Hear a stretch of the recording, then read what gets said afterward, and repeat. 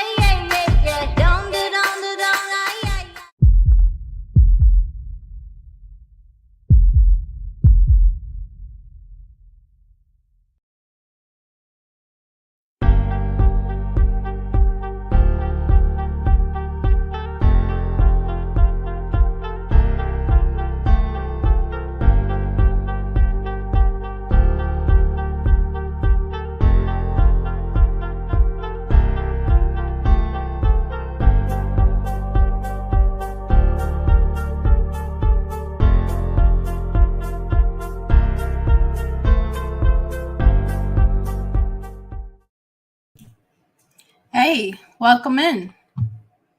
Hello. Hello. Sir. I am here, and I've got Ty Corbin on the cell phone. Let me know if you guys can hear him okay. Ty Corbin, this is his first time having a cell phone. Ty, can you hear us? I've got you. How about the other way around? Can you hear him okay, Miss T? Can hear him good. Good. So Ty reached out to me a couple weeks ago, about 2 weeks ago, and wanted to do another live.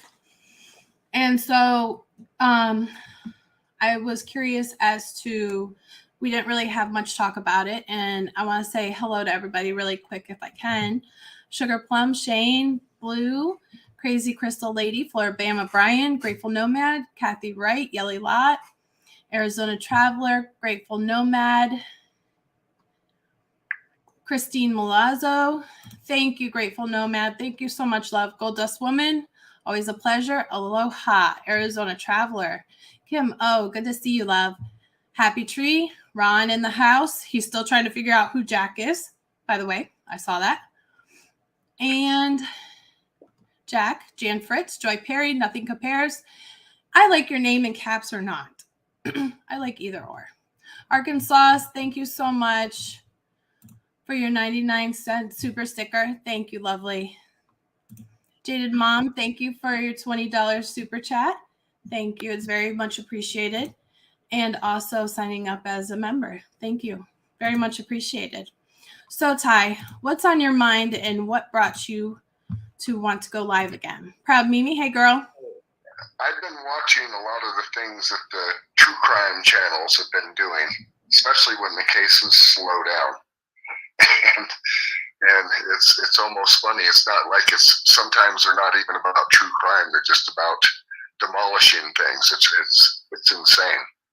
And I can sympathize. I understand that.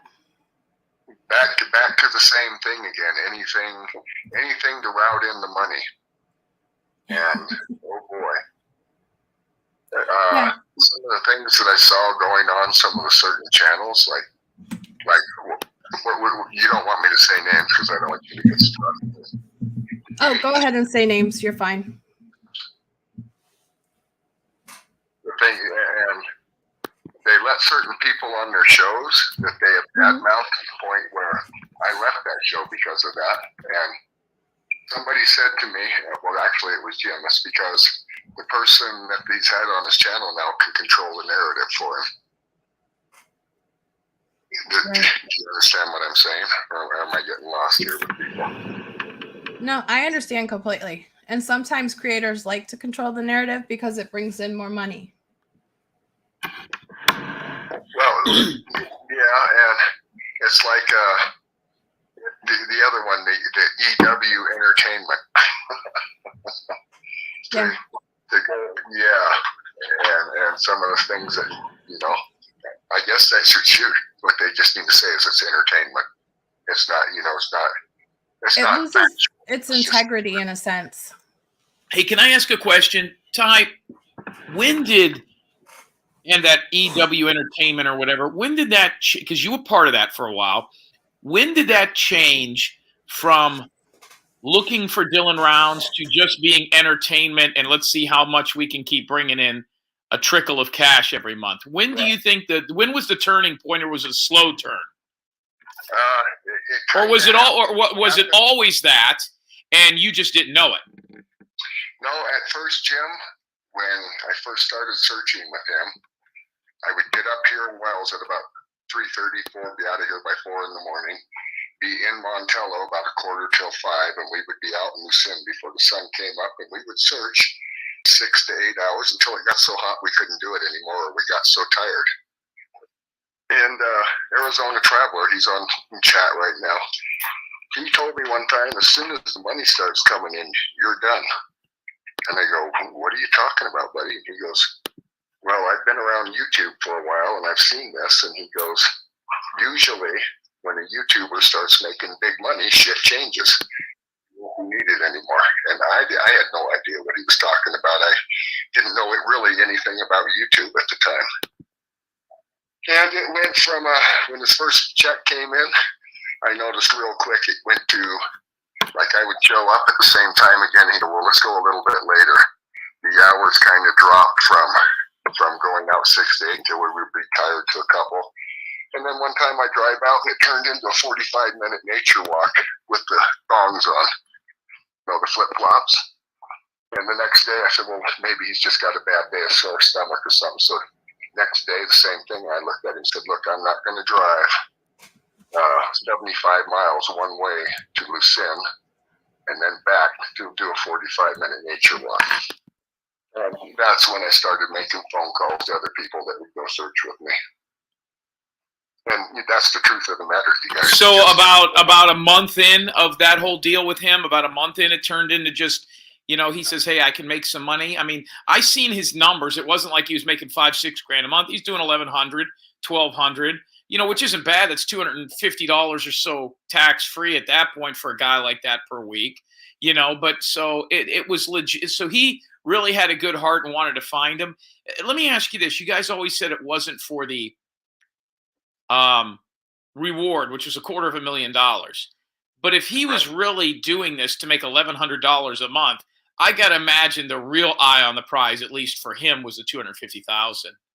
Yeah, I can't answer that, Jim, but the eye on the prize for YouTube and the money, it definitely changed. That's all I can say. The searching protocol definitely changed. Right. And it was like he turned into the thing he hated. He really hated DH. And a lot of it was over, like, DH wanted us to do our searches under his channel and stuff like that. And the EW Entertainment was smart enough to know not to do that. I didn't really have a clue to what they were talking about because like I said, I didn't know much about YouTube. But boy, am I enlightened now. And yeah. I would like to see just one of those motherfuckers do this.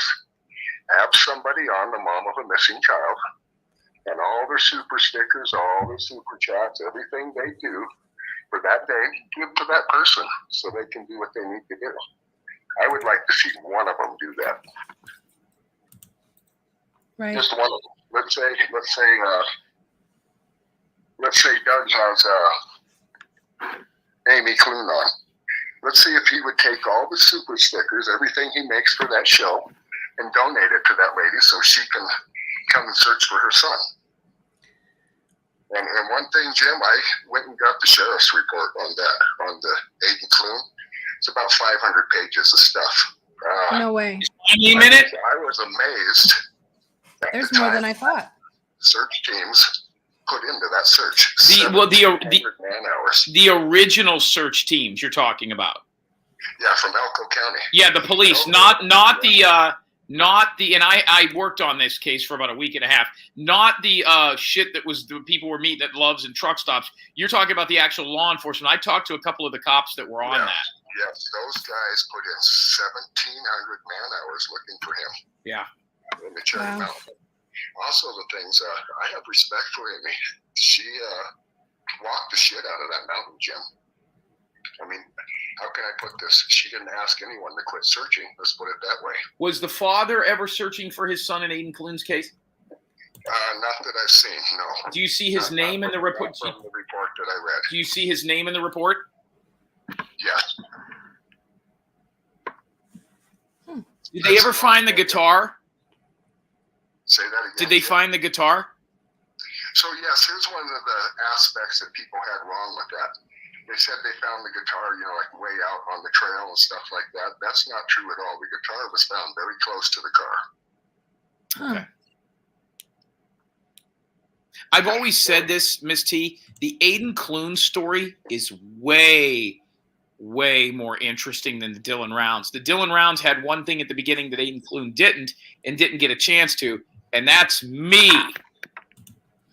Well, Jim, the weird thing about the Aidan Clune one is you go up on that mountain, and when you're up high enough on the side that faces the 93, you can see that at all times, almost, unless you go down in the valley, but you know what direction it is. So you're not going to get lost on that side. Yeah. On the other side of the mountain, there's a big county road that's a lot like Pilot Road. So there's traffic on that. You can't get lost. And I don't know. I'm at 50-50 on whether he's even out there or not. I can only hope that he's not, that he walked out of there somewhere, but that one's a strange one to me. That's the first time I've heard of a guitar. Yeah, there was a guitar there. I talked to the DOT worker's family. There was about a week and a half. The only reason, well, I don't want to monopolize it, but there was a couple. Those guys, I was, like I said, I was amazed. I looked at all the sign-in sheets for the search hours that the Elko County search team put in, and those guys put in a lot of time looking for Aidan Clune. Did it say anything in the report about what they found in the car? I was always interested in that. Yeah, personal items and everything. Drugs? At the time where they released the car to the mother, they did a thing where they did an exchange of evidence, custody type thing, where when she took possession of the car, that it wouldn't fuck things up for evidence. What about in the car? Was there any drugs? Pipes, well, pills? They said that he smoked marijuana daily. So if they found anything, I'm sure it has something to do with that. I don't know. But the thing about the spice thing, there was nothing mentioned in the report about that, but the report did say that he used marijuana daily. So there's assumption that he could have been using spice, you said? That's what I was told. That he was really into. What they told me was they called it synthetic marijuana. That makes you hallucinate on some people. Especially when you got mental health medicine all up in your body. Yep. Yeah, Jim, there was nothing said about spice in the report, just the marijuana use. Anything about what was found on his computer, the stuff with the drag guys, the guys in drag? Nothing like that at all, no. Nothing about, okay, was my name in the report? No.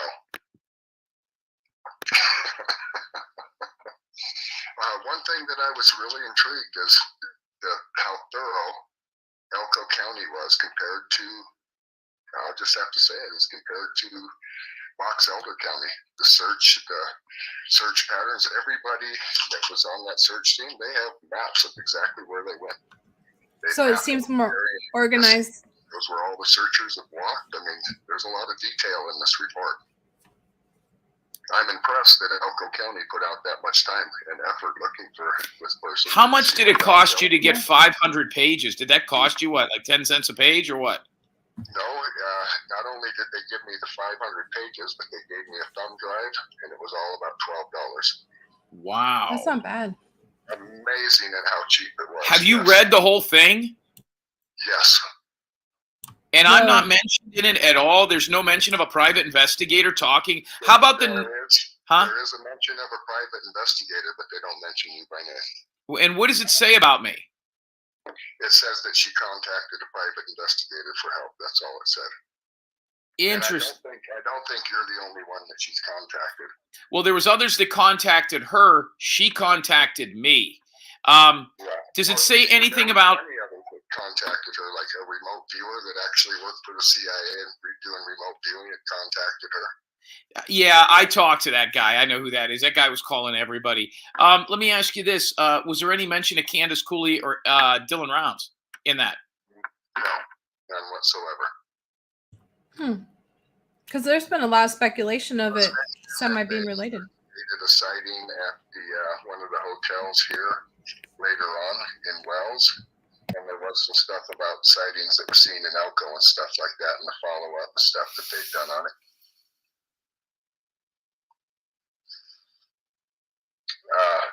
Also, one of the things I saw that was wrong, that people got wrong, is they said that he didn't stop at the Chevron in Windover.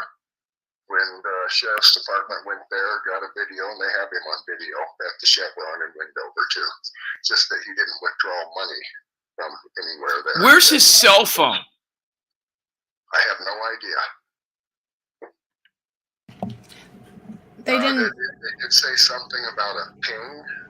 They did have a ping, but it's in a 60 square mile area, so that doesn't help very much. And all the stuff they said about it being able to be tracked through because it was a new phone and everything. The Elko County Sheriff's dug into that, got the paperwork back, and I do have that paperwork too. So it was no help whatsoever. They couldn't track in that area. And I do believe, you guys, that there is a search this coming weekend planned, and I plan on doing it. I plan on helping. Will you go live? Actually, Jim, that area for me, you can't go live from that area because the cell phone coverage is not good enough. Will you record it? Yes, I will record it. So. Will you take Lance with you? Negative. I don't think Lance will come to this. It's too far for him to drive. I don't see that happening. We'll see. So after reading that 500 pages, what are your thoughts? I'm about 50-50 on it, Miss T. I think there's a good possibility he couldn't be there, and I'll tell you why. Those guys searched the hell out of that mountainside. They had horseback, they had dogs, they had individuals that were professionals, and I believe those guys put in a hell of a lot more man hours searching for him than what Box Elder did in searching for Dylan Rounds. I mean, I wish I could show you guys the reports. There's probably 200 pages of it. Is the search team, their notes, the time in, time out, their topographical maps that are done through Google. It shows where they walked exactly, all sorts of stuff. And these guys, they did a thorough search. It's a big area, but they did a very thorough search. You know what's interesting is that police department called me, where Dylan Rounds never did. I had to reach out to them. I think the guy's name was Stevens or Steffens, and I think that was what it was. He reached out to me. We actually went a couple of rounds on the phone. I know what the cops think. I could tell you what they told me after they found out that she hired me. They think he's out there. They said he had a mental breakdown, an episode. He was fighting with everybody. Kid was all fucked up. He was on the marijuana with the drugs that he was taking that were prescribed. Well, not only that, Jim, it was a newly prescribed drug. Right. His mom didn't even know he was on it. That kid was seen 7 times by the DOT guy on the side of the road. I talked to that guy and his wife. And, he doesn't really want to get into this. And, shame on those people out there, those hater channels and all that. And Candace Cooley, because the reason the police in that case called me, and the only reason, is because Candace Cooley told the police departments that I was going around saying that the 2 cases were connected. You never said and that. And I never said that. I said the 2 cases had a lot of similarities. The kid's height, the kid's weight, they looked alike. The geographic area. Only one person. The vehicle was found. Both kids have had rumors of homosexuality. I still have the text message of the mother who said that when she found, I've got it. When she looked on the boy's social media and computer, one of the searches he had was a guy in drag. I half thought it was Kurt Wadsworth. And what I said is, we could marry these 2 cases and get more press for both of them. And that's when Candace Cooley contacted her and said, we're going to get rid of him. Don't deal with Jim Terry. He's a fraud. He's a con. And you could see both of them since that point haven't found shit. One thing I will tell you, Jim, is one mother has gotten her ass up and drove all the way from Sonoma County to Cherry Creek Mountain Range a few times, and she's walked her ass off. I mean, I've read the report. That woman has looked for her kid, not only on that mountainside, but in other places too. By the way, Aidan Clune's mom was a Candace Howard type. She did not pay me. She had somebody else pay me. Yeah, but what I'm saying though is she put forth great effort looking for her son. Yes, yes. Yeah, no, that case is far more interesting. It's far more compelling. The only reason that I was going to say the two had any other similarities is this goes back to when I heard about the roving and rolling patrols out there of local citizens patrolling the desert. They called it a militia, a rolling militia, a gay militia. Kurt Wadsworth later vindicated me and said that it was a neighborhood watch in the desert because they had been robbed, and that's just what they do to protect themselves. What I was thinking is if he was alive, or he didn't just expire in the woods, is that some of those groups out there on four-wheelers, hunting coyotes and all these, found him out there and stumbled upon him. That would be why I was interested in who was rolling around in those deserts, because 30 miles or 50 miles or whatever it was away, however far it was, we got another kid that just went missing in an area where, you think you'd be able to find him pretty quick. I seem to think that he's probably up there dead somewhere, and it wouldn't be hard after that not to find him because there was places where they saw his tracks on his hands and knees. Really? Yes. Is that when he was crossing the road?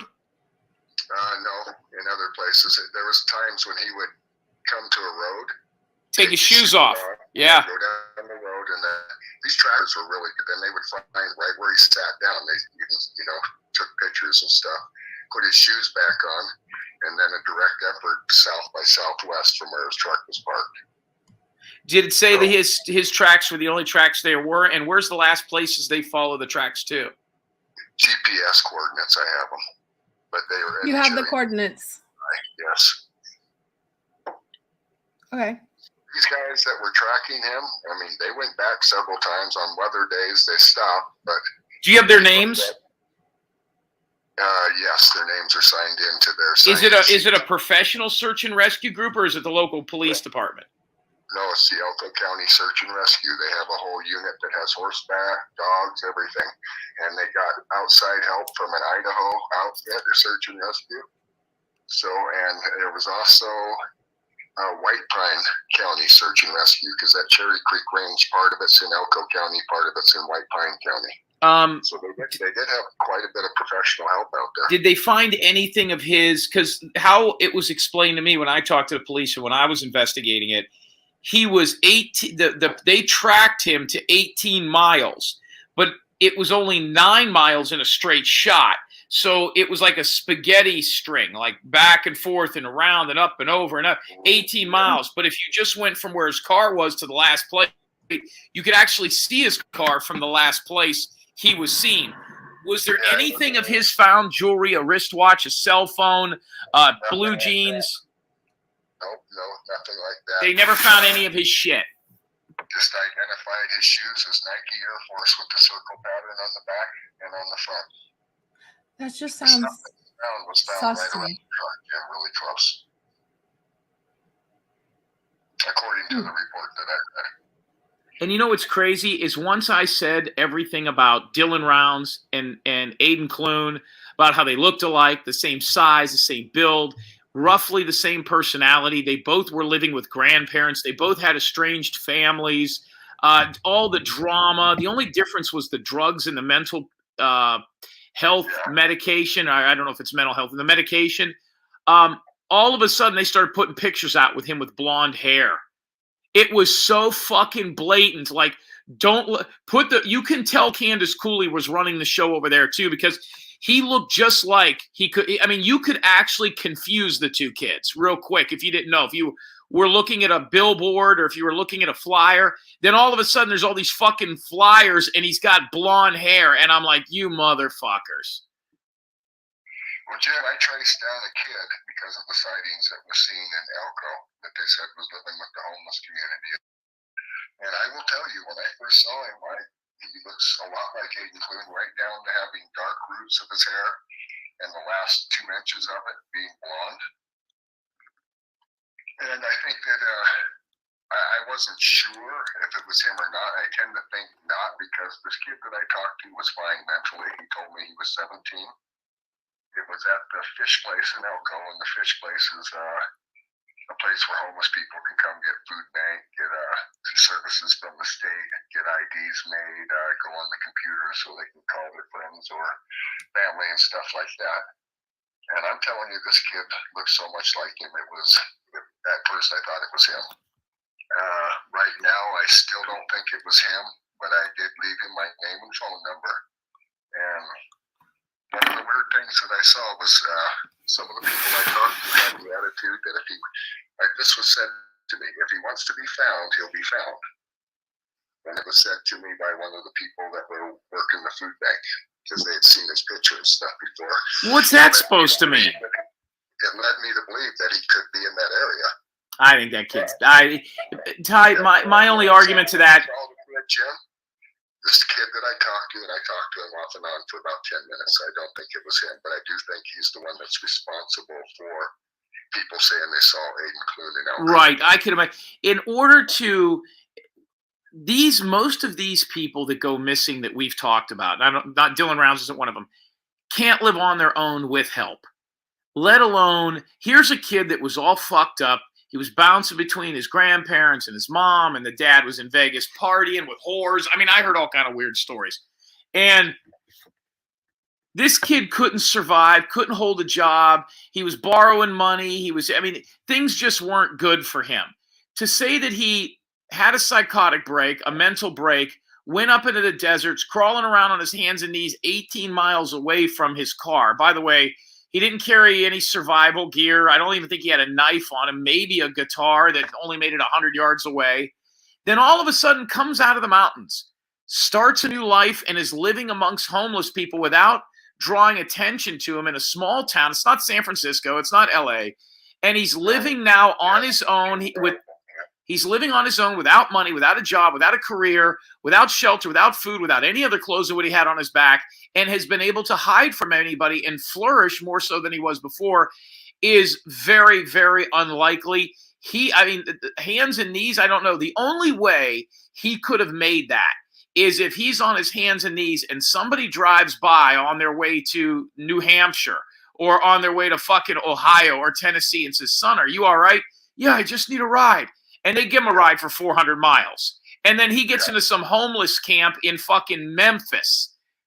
Other than that, it's tough to see that kid made it out of there. Some fucking hikers or some asshole with a dog or somebody with a metal detector, which is the best way, I think, to search for these people, will probably find his bones. One telltale sign to me. And before, when I was looking in Elko just to make sure that he wasn't there, I didn't have this report. But one of the telltale signs to me from the report is being on his hands and knees. Yeah. It's unfortunate to say that, but the facts are the facts. And he could survive. And I don't want to say that a homeless person doesn't have a will or can't survive. What I'm saying is a homeless person in a small area like that, a kid like that, who had money, who had, his family had, it wasn't like this kid was homeless for 5 years already. It would be hard for him to go undetected and live that way. Somebody would have seen him. I mean, it's possible, but he would have to have a hell of a lot of help. I agree. Yeah. Is it just as deserty there as it is where Dylan? The facts of things. You don't see that on these crime channels. You see a bunch of fucking gaslighting. You see a bunch of, how can I put shit? And just exactly that. I like all the people that have these huge opinions. They've never been out there, never worked on the case, never talked to the families, weren't hired, don't have any schooling, don't have any background, never spoke to anybody. I can give you 500 pages of shit I did for Aidan Clune in a week and a half. Right down to when his mom called me and said she had a mental breakdown, had to go to a hospital for 3 days, which is why I didn't hear from her. And I'll tell you the weirdest thing about the Aidan Clune thing, and you were the one that brought this up to me months later, is, and I don't know how interested people are in this, but they had a candlelight vigil for him, like one of these fucking balloon releases in his hometown. About 13 people showed up, and there was kind of a fruity, moist teacher who put the thing together. And they made it a point in the news, and there's a clip of this out there where they go, Aidan Clune's girlfriend speaks. And I'm like, oh, shit, maybe I was wrong. And they said, tell us, how was Aidan? She goes, well, we dated when we were in 3rd grade. Yeah. Yeah. So he did have Jim in the report that I read. Yeah. There was a girl in his life. A girlfriend or a girlfriend? They had a relationship.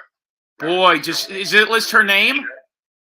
What's that? Does it give her name? But she was in Sonoma County and was dating a friend of his at the time. Oh, okay. So it's not his girlfriend.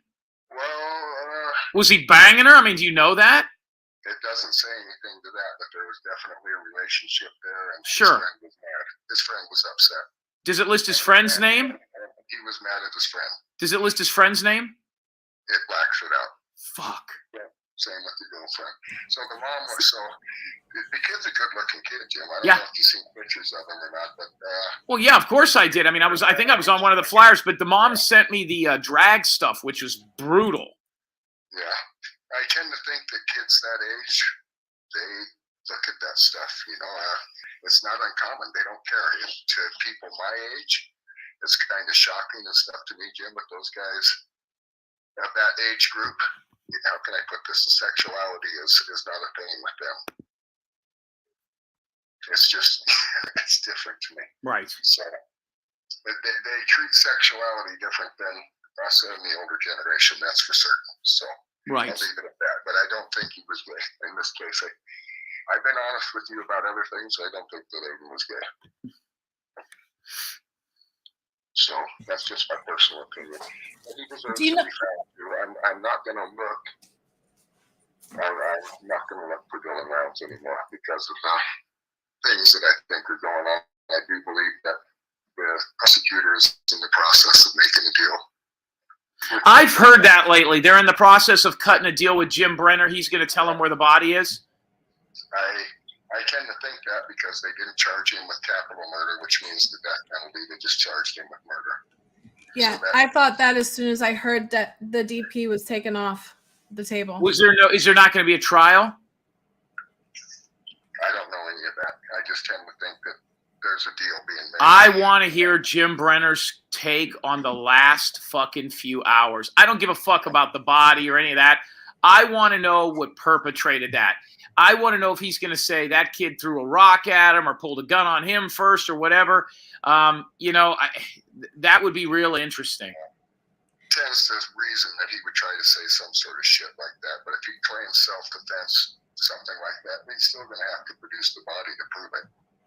Right, and well, I mean, yeah, and if it was self-defense, you should just, right off the bat. But it all goes back to, everybody. When I had a meeting with a police officer today out there on the phone.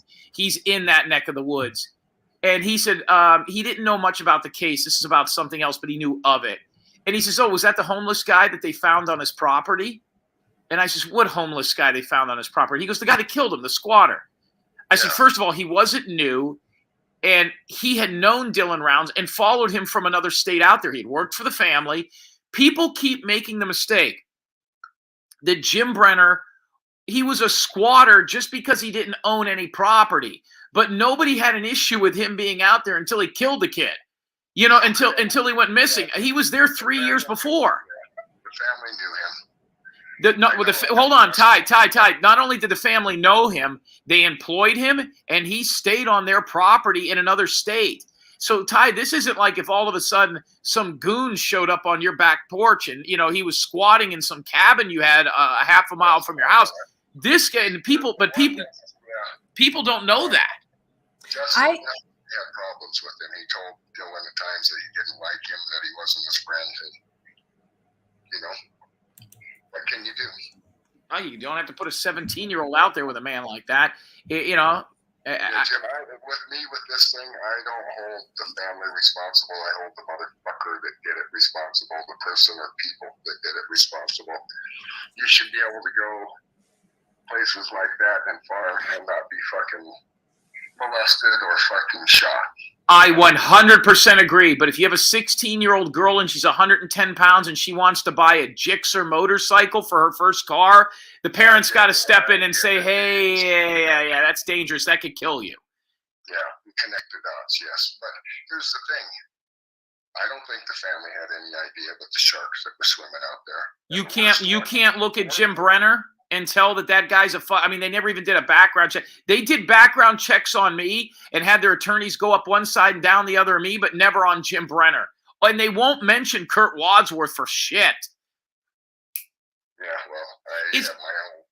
Hey, let me ask you this, Ty. In that report, was there any listings of anything that they found out there? And I don't mean of the Aidan Clunes. Did they find any other people out there, people camping, homeless, other people living off the grid in the woods up there? Did they run across anybody who would have been up there when he was up there, hikers, hunters, campers, anything? No. The only witnesses that I read about were the ones along the highway. Which was the DOT worker. Correct. Was he, and he had a partner in the car with him? I think another DOT worker. Yeah. I think there was 2 of them. And let me tell you something. That DOT guy's strange as fuck. I know that with all the shit that's been going on from the SP motherfucker, that the people at the Department of Transportation don't really want to be interviewed. They don't want to talk about it. I can't say I blame them. Well, they didn't want to be interviewed when I talked to him, but I got a hold of the DOT guy at his house and spoke with him and his wife. And he had already been grilled, and I'm going to tell you why it was an issue. It wasn't because of the YouTube drama. This isn't a guy. These people weren't watching YouTube. It was because this is what he was getting. Why didn't you pull over and pick that kid up? You saw him 7 total times when you went back and forth there. And they told me, because I asked them that, I says, I got to ask you. You drove by him 7 times on that highway and saw him 7 times before you didn't see him anymore. And you didn't stop and pick somebody up in the middle of the fucking desert? He goes, so we see that shit all the time. We didn't know if he was waiting for a ride. Well, but you know what I did, Jim, when I was out there? I walked down the highway, and I actually did it from a rancher's house. There's a ranch that's not too far from milepost 23. I'm not going to name the guy's name. But I parked in his driveway, and I started acting funny walking down the road. And I did it for an hour, and not one motherfucker even stopped. They looked. I even waved at some of them waved back, but not one person stopped. Let me tell you something, Ty. I don't give a fuck where we're at. If I see you first of all, you walking down. I mean, let me just set the scene here. For those of you who don't know who Ty, how tall are you, Ty? About 6'6". Yeah, he's 6'6". The only thing missing from his neck are bolts, and it would look like Dr. Frankenstein's monster got loose in the fucking desert. Nobody, the police wouldn't pick your fucking ass up. I sat down too at times along the edge of the road and just waved at people. Probably, I'm guessing 100 cars at least went by, Jim. Yeah. And I was there roughly the same time of year. And 2 of the cars that went by, Phyllis was in, and she just kept going. So I'm telling you, people, they don't stop out there, and they're not going to. Right. I mean, if you said help or something, I don't know. I wouldn't lay down in the road just check it out. I'm telling you, they didn't stop. So I don't think that's uncommon. And those guys that are DOT, they see that shit all the time. People go out, park next to the highway, and they go walking out, checking shit out all the time. And that's why that guy didn't. He was already starting to get a lot of, hey, how could you not stop and help that kid? You know what I mean? The people that aren't here don't get it. I'll give you another perfect example. Everybody saw the cows with their feet tied with baling twine that Lance put on his show. And people think, oh, well, what happened to these cows? Oh, how could somebody tie them? Blah, blah, blah. I'd like some motherfucker to try and take baling twine and go put that around the legs of a live cow. I would think that'd be very difficult to do. What happened, Jim, is those cows died during the freeze. We had a really harsh winter here. And instead of using it like a cowboy's rope that he uses to rope a calf, the dead animals stink, and you don't want to stink up your rope. So they take baling twine, and they wrap it around the feet, and we drag them all to one spot away from the ramp so you don't have to smell them, so the cow has to do it. They take the ear tags out and take the numbers so they know which animals they lost. That's why the animals didn't have ear tags. And it was as simple as the animals died and were drugged to one spot. And they gasified that, they gaslighted it, tried to make it look all this drama and shit. And that's the bottom line. That's what happened. I didn't see any of that. I'm not even aware of that. I used to watch everything about all these and me and Aidan and Dylan. I don't watch any of it anymore. You know, the only thing I'll be interested in is what Jim Brenner has to say about Dylan Rounds and their relationship. Because I'm going to tell you what, sooner or later, that guy's going to talk, and he's going to talk about what he saw Dylan Rounds into out there. And I have a feeling that there's more to this and more to that than just he backed into a fence and got shot by some local whack job. I agree. Dylan Rounds is not the kind of kid you have to shoot unless he's got a gun, you know? I think it's just, I think there's a lot more involved than what's being said right now. Sure. That's my personal opinion, and we've talked about that, and you know why I think that. So, yeah, amazing. But it's amazing the things that are done, like the cow thing. Like I said, that was as simple as ranchers using baling twine so they don't have to stink up their ropes. The cows were already dead. They drug them all to one spot so they can be accounted for. They take a picture for the insurance things. They pull their ear tags for their numbers and to record what cow number died. And that's as simple as it was. And they tried to make it seem like aliens or this or fucking that, or somebody was out murdering cows. What a crock of shit. Hey, it goes to show you who the tourists are and who the people that know what's going on are. Hey, Ty, have you reached out to Aidan Clune's mom? No, not personally. I believe Bria has, but I haven't. What was the response? It was good. I don't know if she knows who I am. She definitely knows who SP is and wants nothing to do with him. Now, Ty, when you're searching... Aidan Clune deserves to be found just like Dylan. The circumstances are totally different, but he still deserves to be found. I would hate to be in a mother's shoe that do that. You don't learn to live with it. They just learn to live. That's very true. So I'm going to switch and start looking for Aidan Clune in my time, and I give you the reason why is because let's say I was out searching for Dylan and actually found him. And Jim, I've always agreed with you about the lightning in a bottle. I don't have a cadaver dog to search. I don't have the know-how. I just know the area. And let's say they did find him. You know what a defense attorney could do with that shit? With all the stuff that's already been said by certain people. So I decided just to pull myself completely away from it. If the professional search teams want to know my opinion on a place to go, I would be more than happy to give that to them and why I think that. But as far as me looking for him now, I won't do it unless the search teams reach out to me and ask me what I think. Whatever happened to the documentary 2-part series they were going to do on Dylan Rounds? Good question. They're probably still working on it, or they're not going to do it. Those are the two answers I have. I forget the name of the show. What was the name of the show? Never Seen It. What was it? Yeah, never Seen Again or something. Yeah, you're close to it. Never to Be Seen Again or something like that. I remember Paramount. Yeah, it was Paramount. And I'll tell you what else. Another title I thought maybe is Never Seen Any Cash Apps. I got my Cash App right below my little bobble right here. There it is right below me. See, there's a cat. Never seen a Cash App on this show. Thank you. And I got one Cash App. Thank you. From who? Well, Jim, I do have a Cash App. I got it not too long ago, but I got it for sending cash to people, not for receiving. That's what I got mine for. Yeah, that must be terrible. So, yeah, that's what I decided. That's the reason. More power to the people that are looking for him. I'm not going to get involved in that anymore because I have a feeling that the police are probably pretty close to solving that through. Hey,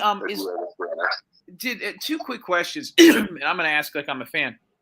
That one girl that supposedly has been interviewing Jim Brenner for the last 6 or 7 months. What was her name? Brooke, was that it? Brookie, that was it. Yeah. Did anybody ever verify whether or not she's been doing that the whole time? Not to my knowledge. One of the reasons I believe her, Jim, was when she said the first phone call that she had with him, it was a video thing. What she described happened. Now, I don't know if anything ever happened. What did she describe happening? You're prettier than I thought. His eyes off of her. Even when a broom had dropped behind him, there was a sheriff that was watching, a jailer that was watching, and a broom was dropped, and he didn't flinch, he didn't jump, he didn't look, nothing. He just trained his eyes on her. Well, I've got two opinions on that. Number one, he must have been in the can long enough to think that she looks good. Or number two, I mean, I've seen her. I know what she looks like, and I think that story is total horseshit. There's guys in the can that look better than Brookie. Then she's a good liar.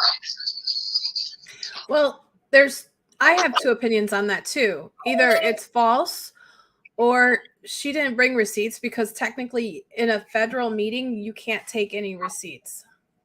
You can't take screenshots. You can't take recordings, nothing. Yeah, she didn't. She said she didn't do any of that. So yeah, because it's illegal to do so. When she went to become a salt liquor, I kind of stayed away from it. So. Well, here's the deal. The mother said that she looked into it, and it wasn't even close to being possible.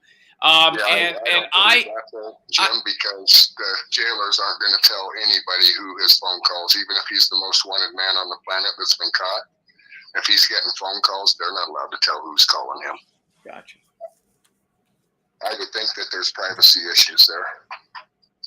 She's shown us all the same screenshots, though, so it's assumption at that point, AJ. Yeah, if she did take screenshots, she can get in trouble for that stuff. I believe you're not allowed to do any of that. Not allowed it was of like the appointment time. The thing that bothered me is I asked her a couple of questions, and those interviews are out there, and you would grill her and she would just fold. Well, what did you ask him? Just questions, what his favorite color is. And you're like, give me a fucking break. You got Jim Brenner on the phone and you ask him what's his favorite color? You fucking kidding me? So I talked to her a few private things about that. Fucking and she told me that he described to her mining stuff and talked about Devil's Playground. That's what she told me over the phone. And actually, Brookie sent me some GPS coordinates of things that he had talked about, and we went and looked, and nothing came up. Maybe she did talk to him. But let me tell you something. If that's who he chose to talk to, he chose to the one person that couldn't get nothing out of her. That's it. Some people are sharper about that, and I think the way to get something out of him is to beat it out of him, but they don't do that anymore, so... Oh, you mean beat it out of Jim Brenner? I thought you wanted to beat it out of whether or not Brookie really talked to him or not. I'm up for both. Yeah, I can't confirm that she did. I'm just saying what she told me. But I quit talking to her when I kept seeing her on Salty's show. I figured that wouldn't be a good thing, so I quit talking to her. Because in the one screenshot that she sent of the appointment, in my opinion, it looked extremely doctored and fake. But either way, you can't take any receipts out of a meeting like that. So it's kind of hard to bring receipts and prove it when that would be illegal anyways. I also talked to Jim Brenner's lawyer. His lawyer's paralegal. I'm sorry, not the lawyer. The lawyer's paralegal. And they pretty much told me it was horse shit. Yeah, just because there's a screenshot of an appointment for a phone call doesn't mean that he ever even made the phone call. Exactly. So, yeah, it's up to the inmate to call the number. Follow through on the other end. And ask for him. Right. So, yeah, but there is, I dare one of the crime channels to have a mother in of a missing child and donate everything to her. If they're really concerned about the missing, let's see them do that. Well, not one. Tyler Feller, I dare you. You're the one that makes the most. I dare you. We'll see if he's about God or not. Yeah. I'll hold my reservations on that. I talked a couple of days ago for the first time in about 5 months. That's what you're saying. Did he bless you? He was at a party, and we bullshitted for about 10 minutes. It was Saturday. Is it Saturday morning? No, it wasn't Saturday. It was Sunday morning. Party. Yeah, maybe it wasn't Sunday morning. It was more Sunday afternoon, and yeah, it was interesting. You know, I want them to put up or shut up. Duty, Ron, all of them. Guys, you have a mother of a missing child on your show. Put up the cash. Put up all of it for that show. She's the content. Most of them need money. Like I'll say, like Aidan Clune's mom. It can't be cheap to drive from Sonoma all the way to here. I just did pretty much the same drive, and it's 130 in gas one way. You want to know the truth, though, Ty? You can listen. Doug's shows with Candace Cooley, I beat talking about the shows when she was on it. Let me explain that. His big thing after me was he got her. His first show with her, I went up against it, and I beat him in numbers, super stickers, super chats, and cash, and I didn't even have her on my show. I beat him talking about their interview. And then the next 2 or 3 times she went on, so he went from like a $600 day to like a $100 day to like a $12 day with her. There really, and that's a lightning rod of a mother.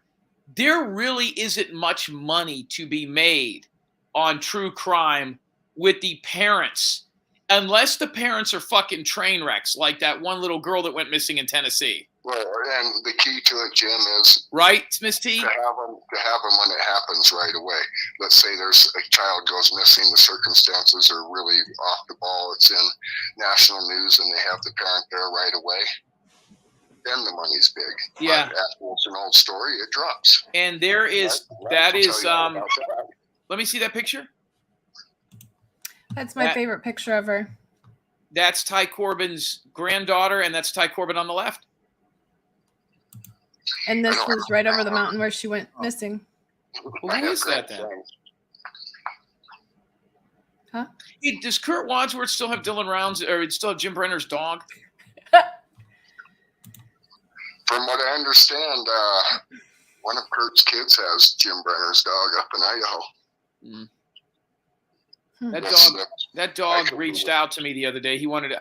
I could get more views and more super stickers and super chats on my channel if I literally had Jim Brenner's dog on and had Miss T do a psychic reading than Doug or any of the other channels could with that mother. The horse would have made you some money. It did. We did a spirit box. Jim didn't know I did spirit boxes at that time. Yeah, with some fat pig in Canada did it. Yeah, you know, Jim, your channel's really not about crime. It's kind of a entertainment channel. It's not really a crime channel, even though you've done that on the side. That's totally different. I'm talking about these guys that from one murder to the next, and it's just relentless. And oh, thank you for blah, blah, blah. But what have they done besides sit there and run their dick beaters and their cocksucker and say a lot of bad stuff about the people? And then, well, I'm going to give an example what Doug did with Candace. All of the above, and then simply tells her, oh, I was misinformed. How do people fucking even believe that shit? And Candace, if you're listening, that motherfucker was not misinformed. He was the one making it up. And I told him to stop it or else I would leave the show. You were on the show when I left, Jim. Yes. And I never went back to the show, and I talked to him that day, not 4 hours before that show, and begged him to stop doing that. And he didn't. And that's why I left, and he got mad about it. Then he did exactly what Salty did. He just went down that road.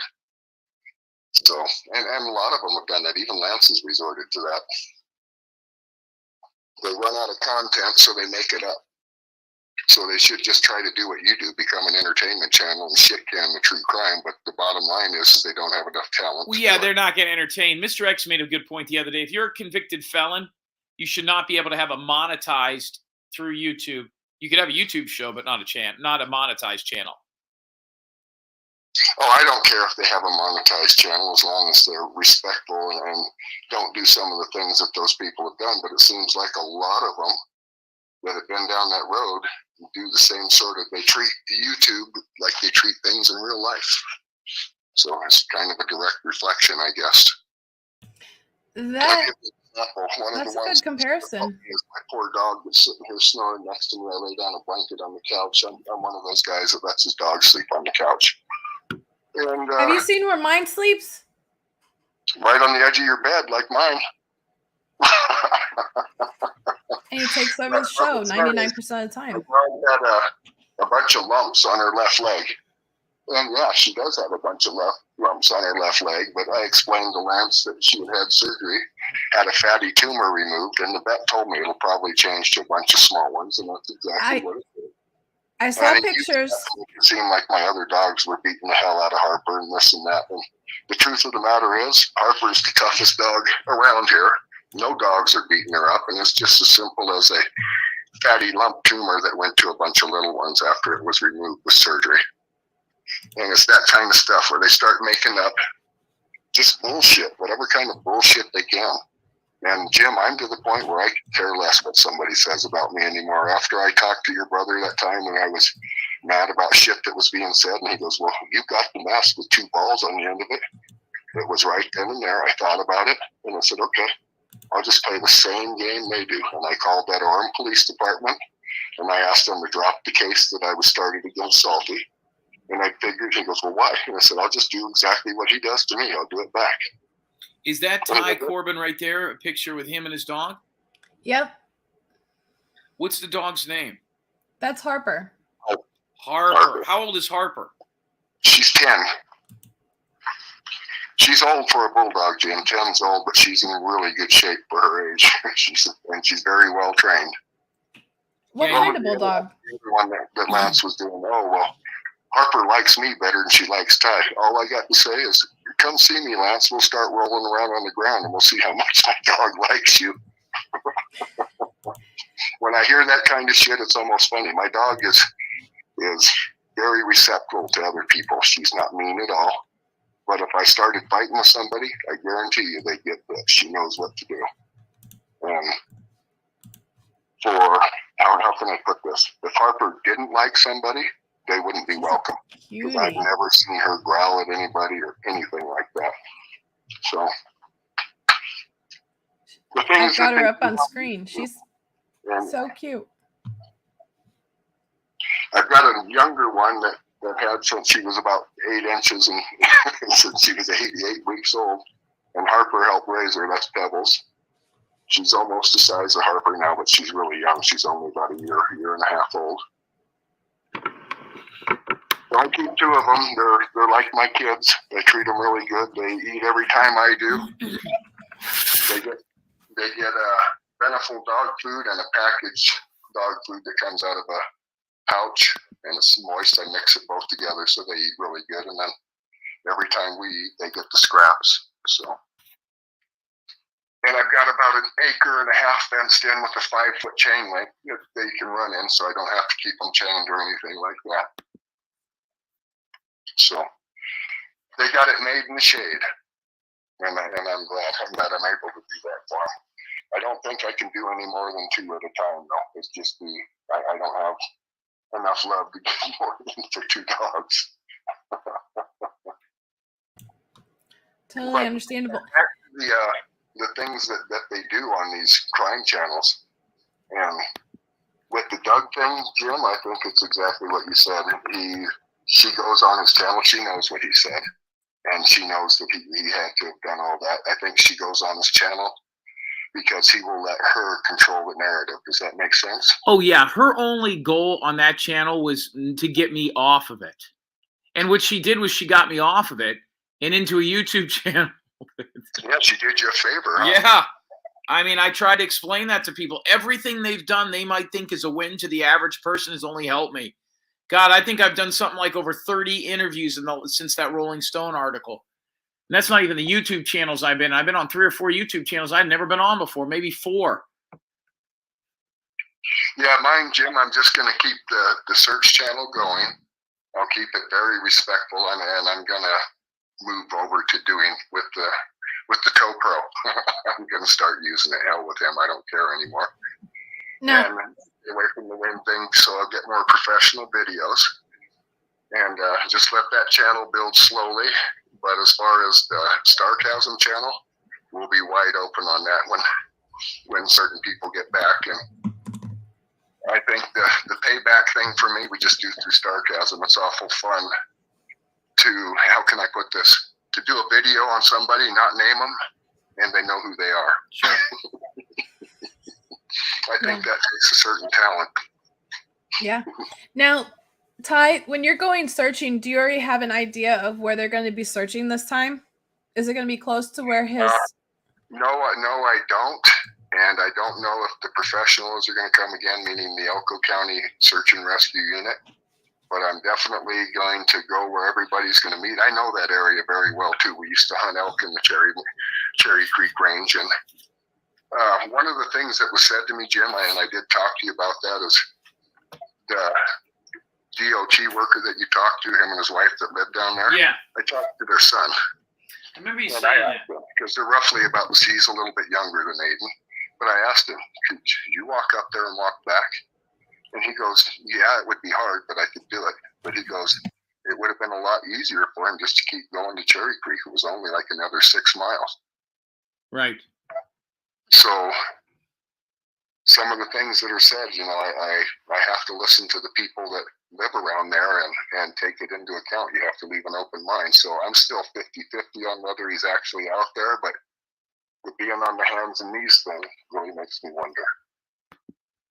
So I guess, Jim, what it is I'm one of those people that tries to look for the best first, I guess. Same with when I look into people, I try to see the best part first. Sometimes it bites me, but that's okay. So I'm hoping that he's not up there. But my personal opinion is keep searching. Right. Yeah, and if he's not and he's watching this show, call your mom so people don't put themselves at risk looking for you. That would be my personal opinion to anybody, that people are looking for you. Man up, call the authorities, say, I don't want to be found, leave me alone. So at least they quit wasting the resources, that type of thing. Right. I'm not saying that's the case, but I'm saying I'm about 50-50. I'm thinking it could be. Some of the things that were said, Jim, the father called the mother a helicopter mom, meaning she always hovers around the sun. So I could see the boy wanting to get They out list the from father's name? Yes, I believe it does have his name. He lives in Vegas, like you said. So he's never been there to look for the boy? He's talked to the cops. I don't know whether he's been here or not. I didn't say that he had been here. I know that the grandfather, meaning his dad. Yes, the father's dad. Yeah, has been out here. Let me ask you this. What else did it say about the relationship between the mom and the dad? Because the mom hated the fucking dad. Basically that. He hated her? That. Yeah, basically it said what you're saying. They're estranged. That's the word that I believe was used. And did it say what he does for a living? Yeah, the father did tell the Elko County Sheriff's that he didn't have a relationship with his son, really. Yeah. So was the father's dad, is that the one he was living with, or the mother's father? I thought he was living with his dad's grandparents for a while in a camper. Right, and they live in Salt Lake somewhere. Yeah. Yeah, that father could give a fuck less. Yeah, so the grandfather has actually been out here from what I've read. The one in Salt Lake, meaning the father's father. Yeah. So, yeah, I think there's some animosity in the family there, unfortunately, Jim. You know what I'd love to do? I'd love to take the case back over, and since I've already been paid, and work for the father. Because that would piss the fucking mother off like you couldn't fucking believe, and there's nothing she could do about it. I don't believe that she's pissed off about anything now. I think that she just... Oh, no. I'll give you an example. Probably about 4 or 5 months ago, I got a call from somebody that said, Jim, will you reach out to the teacher that the teacher that did it, talk to him, and reach out to some of the other relatives in the family to see if they want you. And the aunts and the uncles called the cops. And then they sent me an email that said if I ever reach out to a family member again, they'll file a restraining order. Then the teacher and I spoke. He said he would call me and never did. So they would rather not find him than have me find him. And that's real. Yeah, to me personally, I would take all the help I can get him. You would think that's the case, but when it's with me, it's not necessarily the deal. What would be interesting is if somebody – is there a reward for Aidan Clune, by the way? I don't know. And Jim, I'm really not interested. Right, but that would be interesting. I'll tell you why a reward is important, because it gets people looking. It makes it a little bit more of it gets people to look at the story more. But what would be interesting is, I'll tell you what, you ought to reach out to the father. See what he says, more so than the mom. What's going to happen is you're going to talk to that mom in about 10 minutes. They're going to know you and I have some sort of a relationship. She'll drop you like a bad habit. You'll see. No, that's okay. It doesn't mean I'm still not going to look. It's like I said, it's actually closer for me to drive to Cherry Creek than it is to drive to Lucerne. And that's all the father said. I don't have a relationship. And yeah, the father seemed quite normal about things. The mother did have some complaints, and she thought some things from friends that were around Sonoma County, but I think it's as simple as what you say. He wandered out there, and it's one of two things, Jim. He wandered out there and staged it all, or he's still out there. The crawling around on the hands and knees is one of two things, either complete exhaustion or staging it.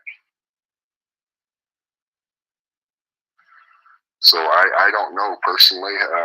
Like I said, the county sheriffs did a very intense search, 1,700 man hours, and it was done by professionals on horseback, on foot.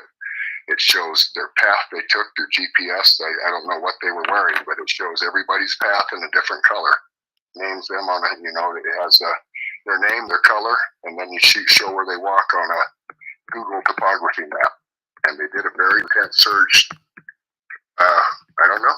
Things get missed. Like they said, most of the time when you find somebody, it's a place that's already been searched. So it could be as simple as that, but it's not like they didn't look. And they were there soon after, Jim. So there's telltale things in the desert that'll lead things like 2 and 3 days, you'll still have a raven cloud. Even up to a week later after, an animal's down, you'll have a swarm of ravens. And those things, those guys know to look for. They didn't see any. They didn't have signs like that. All they had was tracks in the dirt and the personal items that were found not far from the truck and around the truck. You know all about that already. Yeah. So I'm still 50-50 on it, but I think that the mountains still need to be searched really good. And those mountains are kind of strange, Jim. They go parallel with the highway and then they turn. So it's kind of like on the other side of it, it's kind of like you're boxed in. There's a huge valley on the other side with a county maintained road. It's a fairly big 2-lane dirt road. So both sides of the mountain, you're not going to get lost. So if he's up there, it's because he ran out of steam and just couldn't go anymore. Now there's plenty of water up there and stuff like that. I'm sure there's blueberries and raspberries and stuff like that up in those canyons, because a lot of those canyons face the north. And in the desert, with the canyons that face the north, you usually have springs and a lot of things like that, like wild berries and stuff that'll grow on the north side, especially higher in elevation. So all of the things are there for that.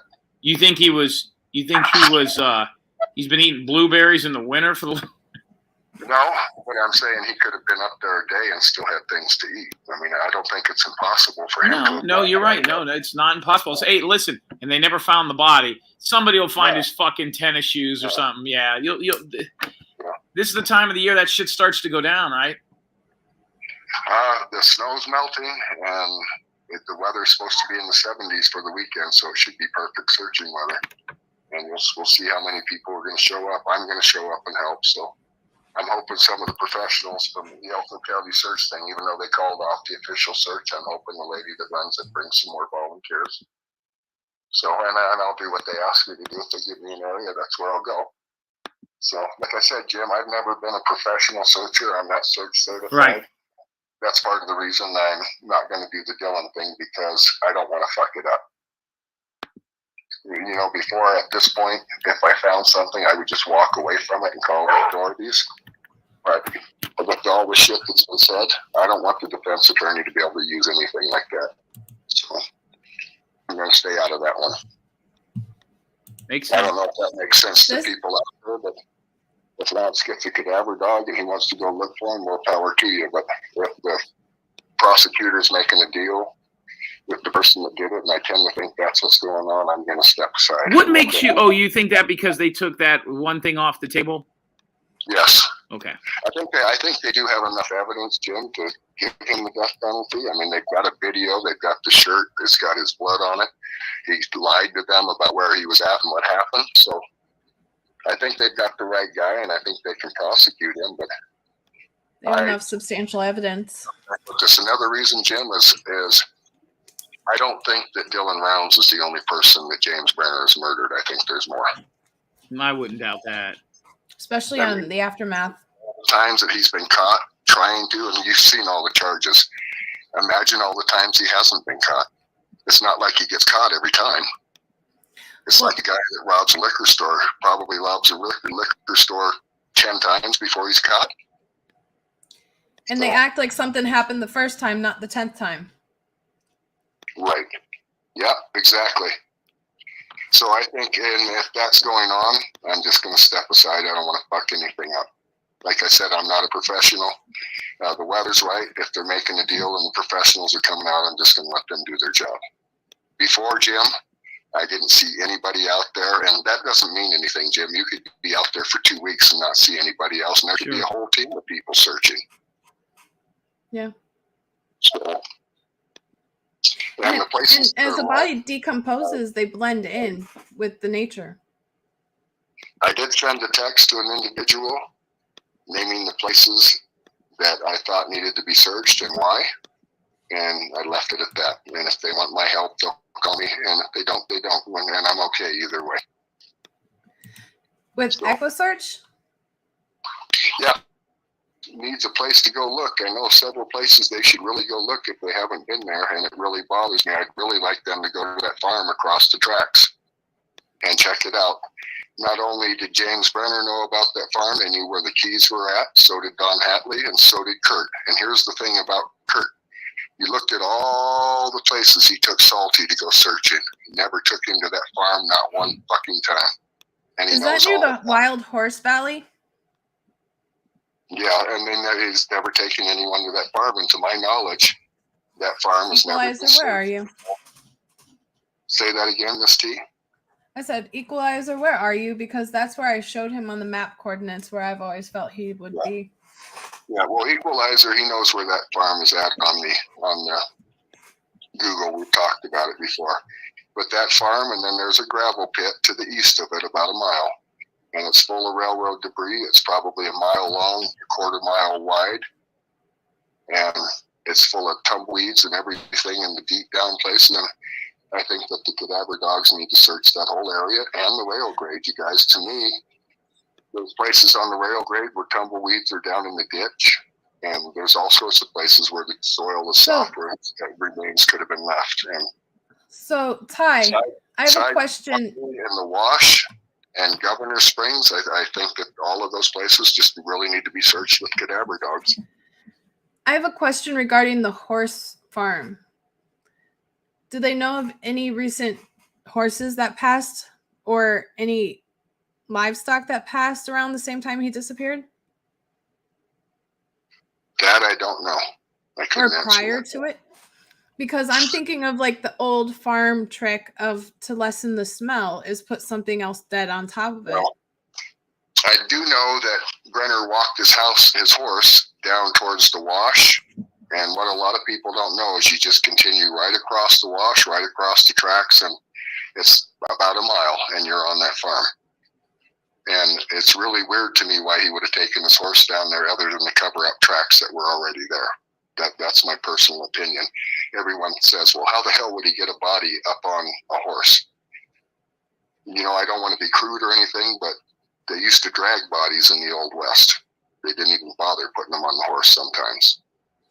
And that could be covering up tracks and covering up any You have type to of be strong evidence. to move remains. So those are just my personal opinions. I don't know. I don't know exactly what's going on, but I do believe that farm needs to be really checked by professionals. And you guys saw the videos. It's chest high and Russian pistol. It has to be burnt off, and then professional dogs walk the property. I agree. Right. I got to shoot out here, Miss T. Okay. Well, thank you, Ty. Yeah. All right, Ty. Thank you so much. Thank you for Thank having you, Jim, me. for helping. Thank you, no Ty. problem. Anytime. Hey, listen, like I say, it's not what somebody says, it's what they do. And if you want to do something, I got my Cash App right below.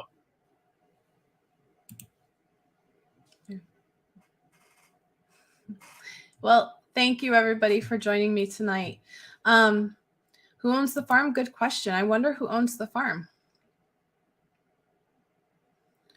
I've been going off of Google Maps.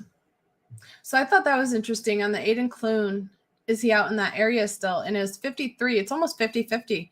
Very little amount of people say no. It's either I don't know, somewhere else, or yes. I thought that was pretty interesting.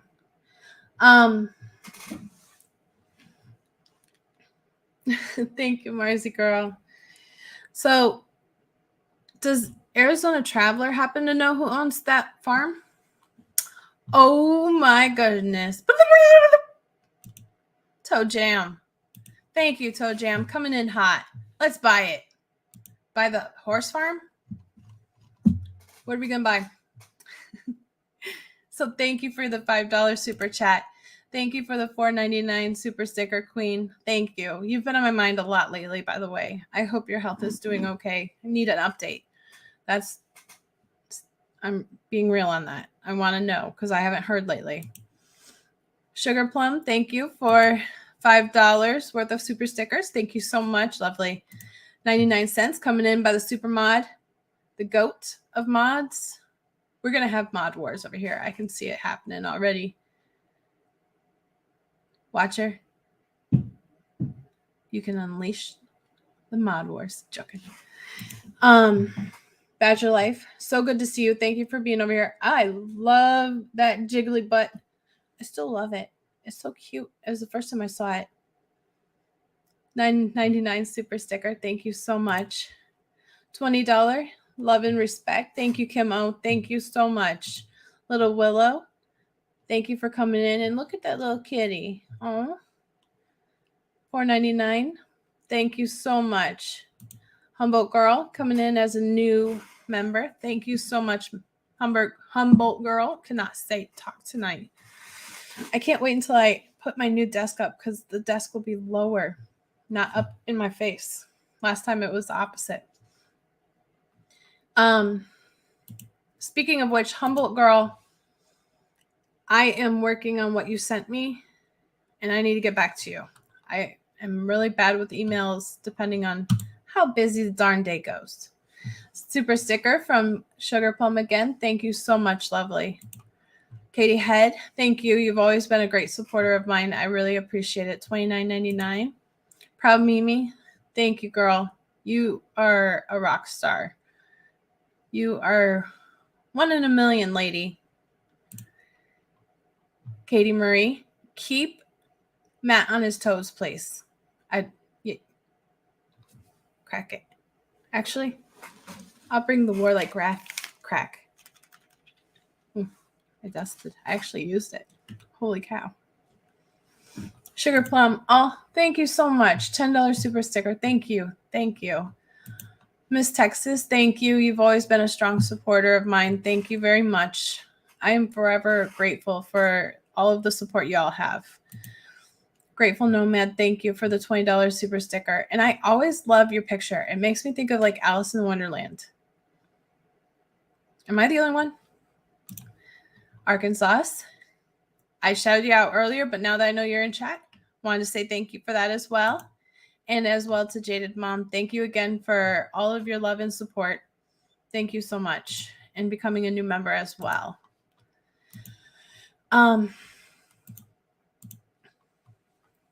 Hey, Tron. Good to see you. Oh, They have to be. Oh, you know what, De-icer? They got me the other day. My camera has been going in and out of focus anymore. So, see, they get me. So, De-icer, you'll enjoy this. The other day I was like, oh, it's their significant other. And they both go, no, we're not. Made me look super confused in the middle of a live. And then in a whole nother live, they're like, oh yeah, they're a great couple. They're like, why, thank you. They're messing with me. See? That's right. Gonna confuse me.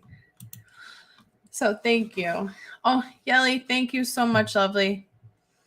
Thank you. I wanted to also pull aside and say thank you for all of the love and support you showed me within this past 24 hours. It's been a stressful 24 hours, and I really appreciate it, and I really cherish it. I'm here to spread the word on people, but I've also personally felt like I've made connections with a lot of you that I will forever cherish. And I am thankful for that. I just want you to know that I really appreciate you. All of you. Thank you. They pay off everything, which is fantastic humor. Yeah, they keep me laughing. I'm trying to be serious, talking to Ty. And you got these guys messing with me. Matt, by the way, thank you for the $10 Cash App. Jen, thank you for $5. Laura, thank you for the $5. Where's Dale?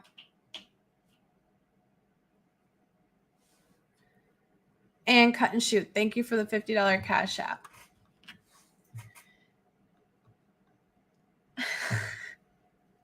You guys crack me up. Right? The best thing to being in a relationship is if they can make you laugh. Jack, he's doing better. He's doing a lot better. He actually stole... Him and one of the twins were fighting over a piece of pizza earlier today. Literally. Guess who won? I can say one threw a big tantrum. Dave hasn't gone to bed. He's still watching. Thank you on the sidelines. I appreciate you. Yeah, Jack is doing better. He just, you could tell it was almost like he had like a stomach bug vibe, you know? But once I saw, the boys have gotten into this thing of where I turn my back, they help themselves to the kitchen and into the fridge. So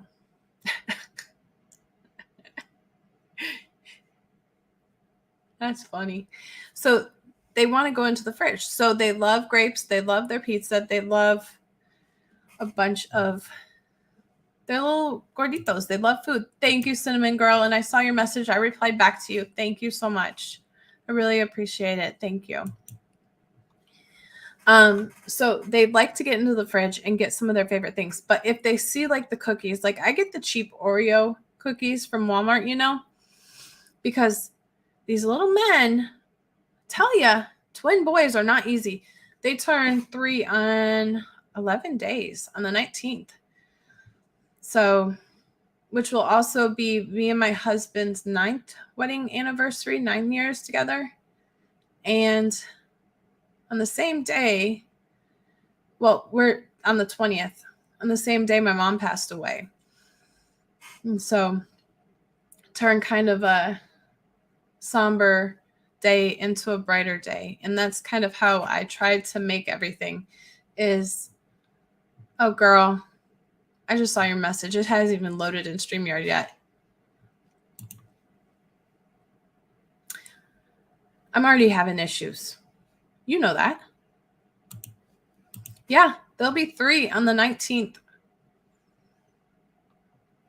And But they know where the cookies are hidden. They know where the grapes are. They know where the pizza or the leftovers, their favorite foods. Like on Fridays, we do pizza night. And they help themselves. Hey, Katie, that's okay. At least he's listening. At least you're listening to some content with sound and headphones in. I won't let Dale forget about that. Yep, on the 19th. That was also the same day. It's just weird. Those 2 days are very significant to me. The 19th is when I graduated high school and then had the twins. I actually requested the boys to be born on the 20th for the significance of my mom passing and then our anniversary being in the same day. I'm a nut. I know.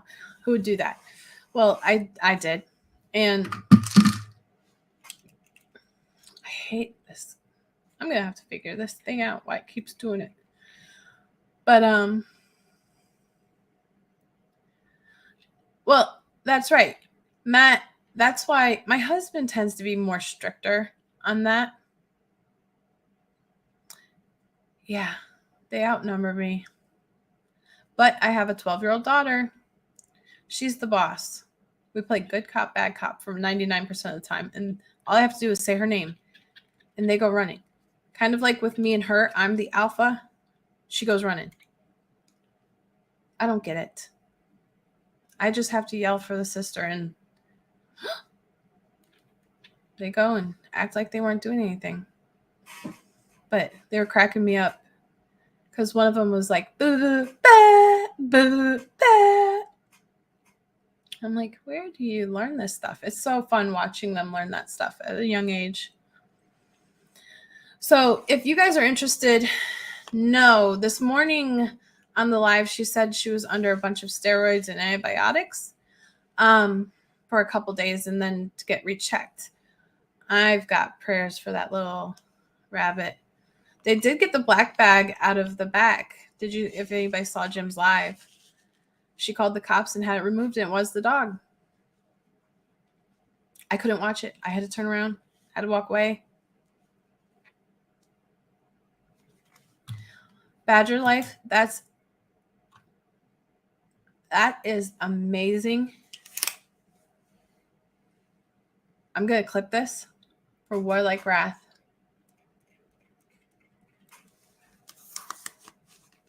I love that. Anybody that's been watching our banter will get that.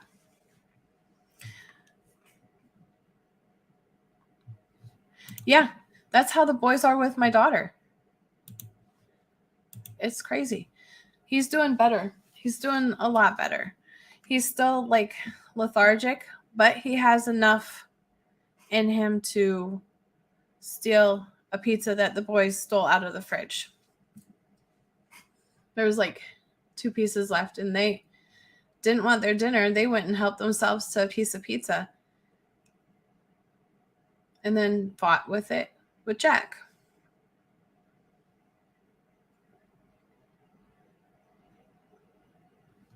Oh, you're okay, love.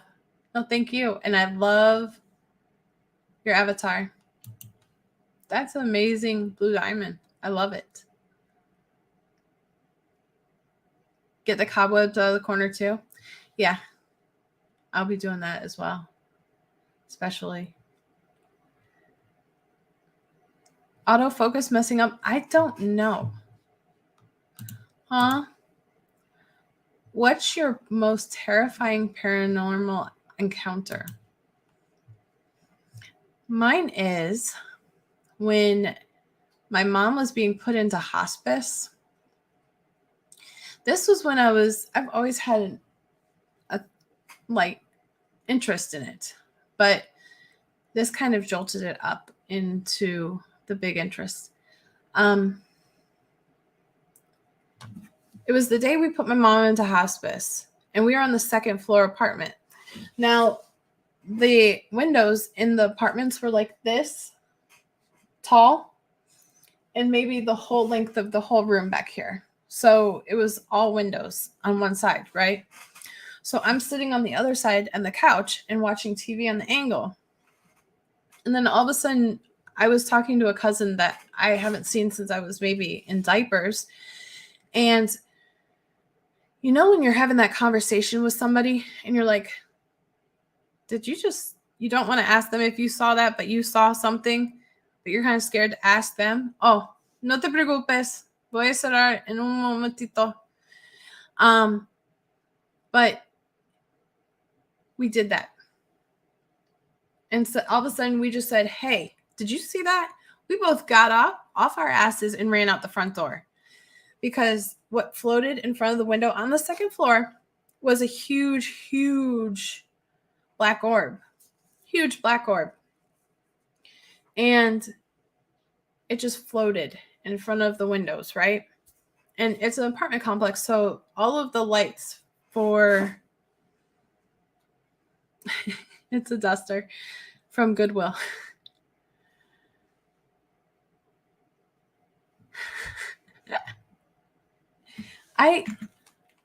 This now belongs to Miss Skunt. She's taken over with this thing. But that's been my first like freak out. There's quite a few to say, because the Mexican restaurant, that's my favorite number, Marzi girl. 9. It's my favorite number.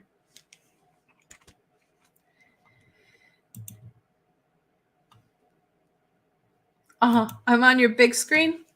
Te quiero mucho, mi corazón azul. Diamante azul.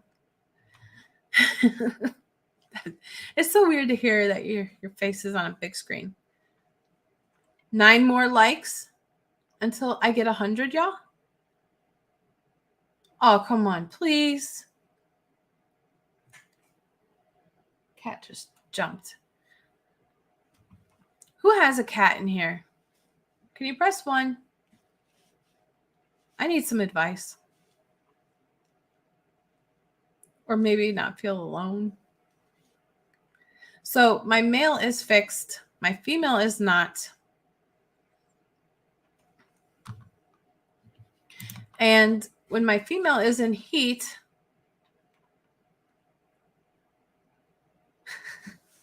Katie, that almost prompted me to ask something else.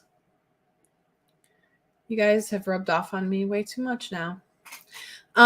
So my question is if it's a male,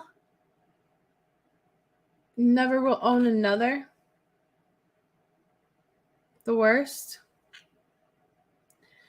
My male seems to be more agitated than the female when she's in heat. Sorry. I would shit my pants. Worst I've had was laying in bed, hearing and feeling a man's voice whisper in my ear, I like you. Felt like someone was really talking in my ear. They probably were. One time I had a slap on my leg and a hey. Somebody was trying to wake me up.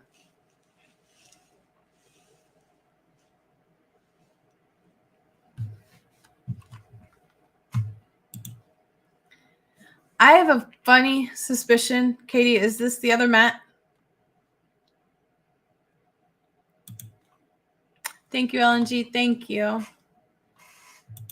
Yeah. He does get into it. He does.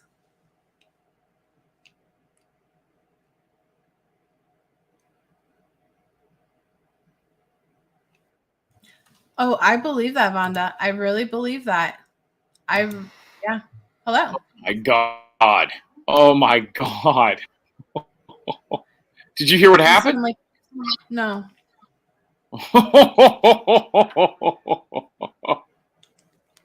So we got Ty. So Ty Corbin goes, and I go, because I had to hang up. And I want to make sure he was off the line. And I had an alert that said that Bob was live. Remember Bob? Yeah.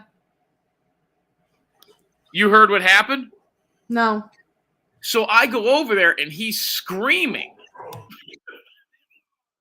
Somebody showed a black dick on his channel. He got P-Bob. And then listen. So all I do is I go from here, I go over there, and I hear, Robbie, where are you? Robbie, get up here. And I'm like, what the fuck is going on? He's going, oh, Jesus. Oh, no. Ah, oh, no. so he got Robbie to help him. Yes, so I Robbie rewound doesn't it. know how to use StreamYard. That's funny. So I rewound it to see what the fuck he was talking about and why he was screaming. And somebody put a black dick on the screen and he fucking lost it. Then he didn't know how to shut off his show and he couldn't get a hold of Robbie.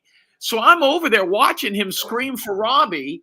And then all of a sudden the show goes off and I hear Robbie go, hello? He goes, Robbie, I have a problem. And Robbie goes, yeah, what? And Robbie wasn't even modding. He wasn't even paying attention. I think he was watching your show. Oh, my God. No, Gen X, that was a black cock. Gen X, it's been a while. I can't believe that. Now, where's Betty when we need that flippable moment? It was a black cock. Whatever it was hilarious. Who used my name? They used my name in the P-bomb? Yes. So you had to rewind it. I think it's gone now. It was about 5 to 7. I watched it was about, I'd say maybe 10, 15 minutes ago. And he goes, oh, Miss T's here. Hi, Miss T. And I'm like, what the fuck? And I'm like, because I know you're still on here. And I'm like, oh, this must be it. And then then he goes, hey, and he brings you up, or what looked like to be you, and it was all black, meaning the screen. And then the little aviator, like my picture here, was all black, and then it went like this, and it changed. And when it changed like that, it was a fucking dick. And there was people and there was weird people over there too. It was a very weird crowd, like just observing and Snooks. And I'm like, this whole thing has a bad vibe. Oh my goodness. They're saying, was it you?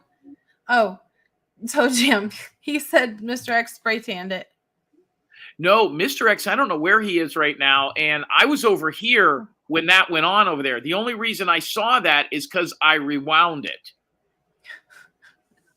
I was over here with Ty Corbin. Huh? Yeah. Sounds like what happened to me, but they are actually on screen. He was panicking. He started fighting. It was like, oh my God, that poor guy. And his stream was doing okay. He had about 30, 40 people watching live for Bob. That's pretty good. But it was a weird crowd over there. Yeah. You didn't know that was going on? No. He started at 10. We started. Oh, Watcher's asking a very important question. I mean, for Watcher, yeah, me, about average. But here's what I'll tell you. He had my name up there on the bottom, and he had a live call-in number. With your name? Well, I think it said, thank you, Jim Terry's show, and then he had a phone number, so you could actually call in, which I thought was cool. So I'm wondering if it was hashtagged, tagging you to get into the algorithm. That's probably Robbie's doing. Well, Robbie, when he needed Robbie, I don't know, Robbie was feeding his fucking chihuahuas or blowing his boyfriend, but somebody got him, man.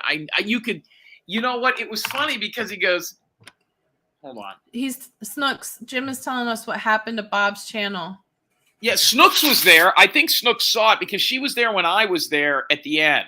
I had to rewind it, but I think Snooks was there the entire. Ask her you should give her a link. Have her come up here. She'll tell you what happened. Snooks, do you want to come up and say what happened? Oh. Sugar Plum already has it down to the minute.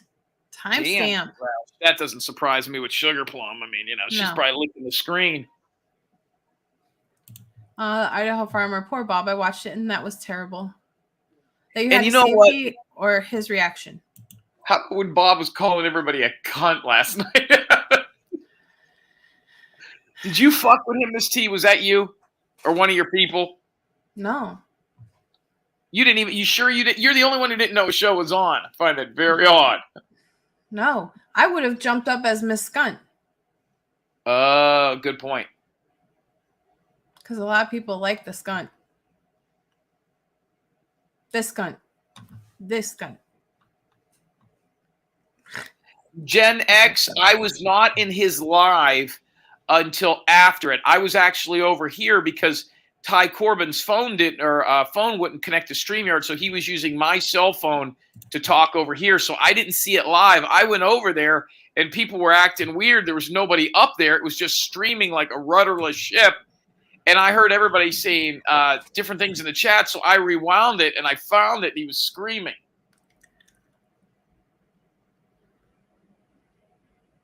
No, Snooks. He was saying what just happened in Brob's live. Maybe Snooks didn't see it. Maybe she got there She late might like not I have. did. Oh, there's some hissing. I've got a cat fight next to me. I didn't know you had all them cats. I thought you just had one cat. I got 2. And that is only because I had the one that I rescued on the interstate. And then the second one is 2 months younger than the Oh, Gen X, yes, I did. I'm sorry. I did go over there, then come back. Yes, I did. I was in the chat. I was in there. I did go into the chat. Oh, you know what? There's like some type of something that says give them the pickle, Bob Farrell. So I wonder if they were mocking that like little meme or video. Let me see if he's back. It's not there anymore. He took it down. Wait. Oh, yeah, it's here. 50. Hold on. Give me a second. Give me 1 second. Let me look at something.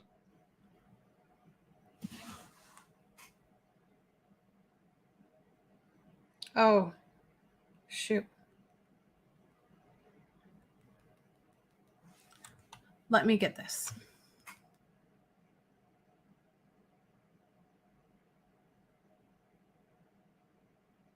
What did you say, Sugar Plum 54? What?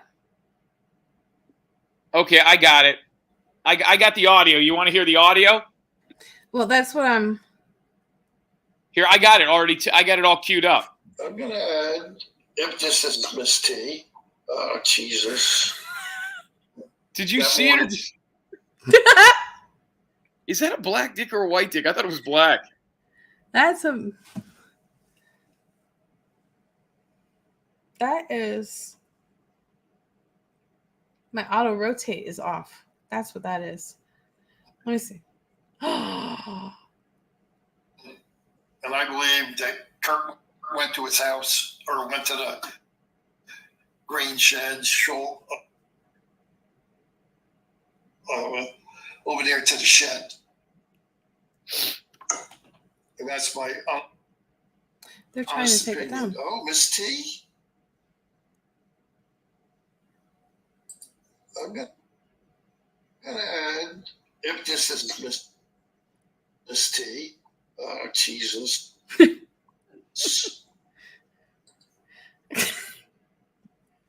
They're taking it. He's taking it down. Poor guy. He's going to have to. Is it, Katie? Well, every time I went to play it, it was like error, not playing, not playing. Oh, are they going to strike him again for P-bombing? If this is Miss T, oh, Jesus. Here's what happens afterwards. Listen. Oh, isn't that nice? Robbie, are you there, Robbie? Robbie's nowhere to be found. How great is that? Welcome to YouTube, Bob. Hey, Bob, welcome to YouTube. Hey, you could do like what I did and cut everything out but the P and just leave the P. I don't think Bob even knows how to fucking... I don't think he knows. He's like me. He doesn't know how to do any of that. Yeah. I don't... Well, he's pretty good. He got the hang of it quite a bit, but I'm curious if they've been doing it. That's a 4th strike in less than a month. That's in 2 shows, Katie. Less than a month. That's within a week, no? Poor guy. Oh, he was P-bombed before? Who said that? I'm asking. Was he P-bombed before? No, where he got the copyrights. Katie Marie was coming. That's a 4th strike in less than a month. She's hearing the copyright claims. Yeah, you've got it. You've got to be a little smarter than that. So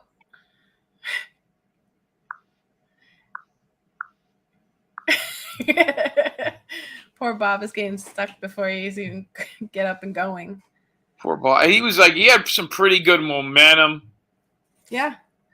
I was more than willing to and happy to help him. It was just a shitty time for him to ask me, because he's been talking about it, but he finally nailed it down and I got stuck.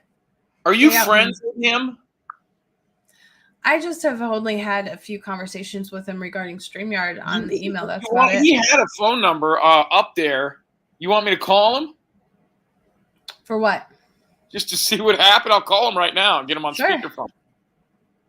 He's probably pissed at you. Somehow this will be my fault. We have this conversation right here. The live is down now, and I just managed to see the P bomb. It was impressive.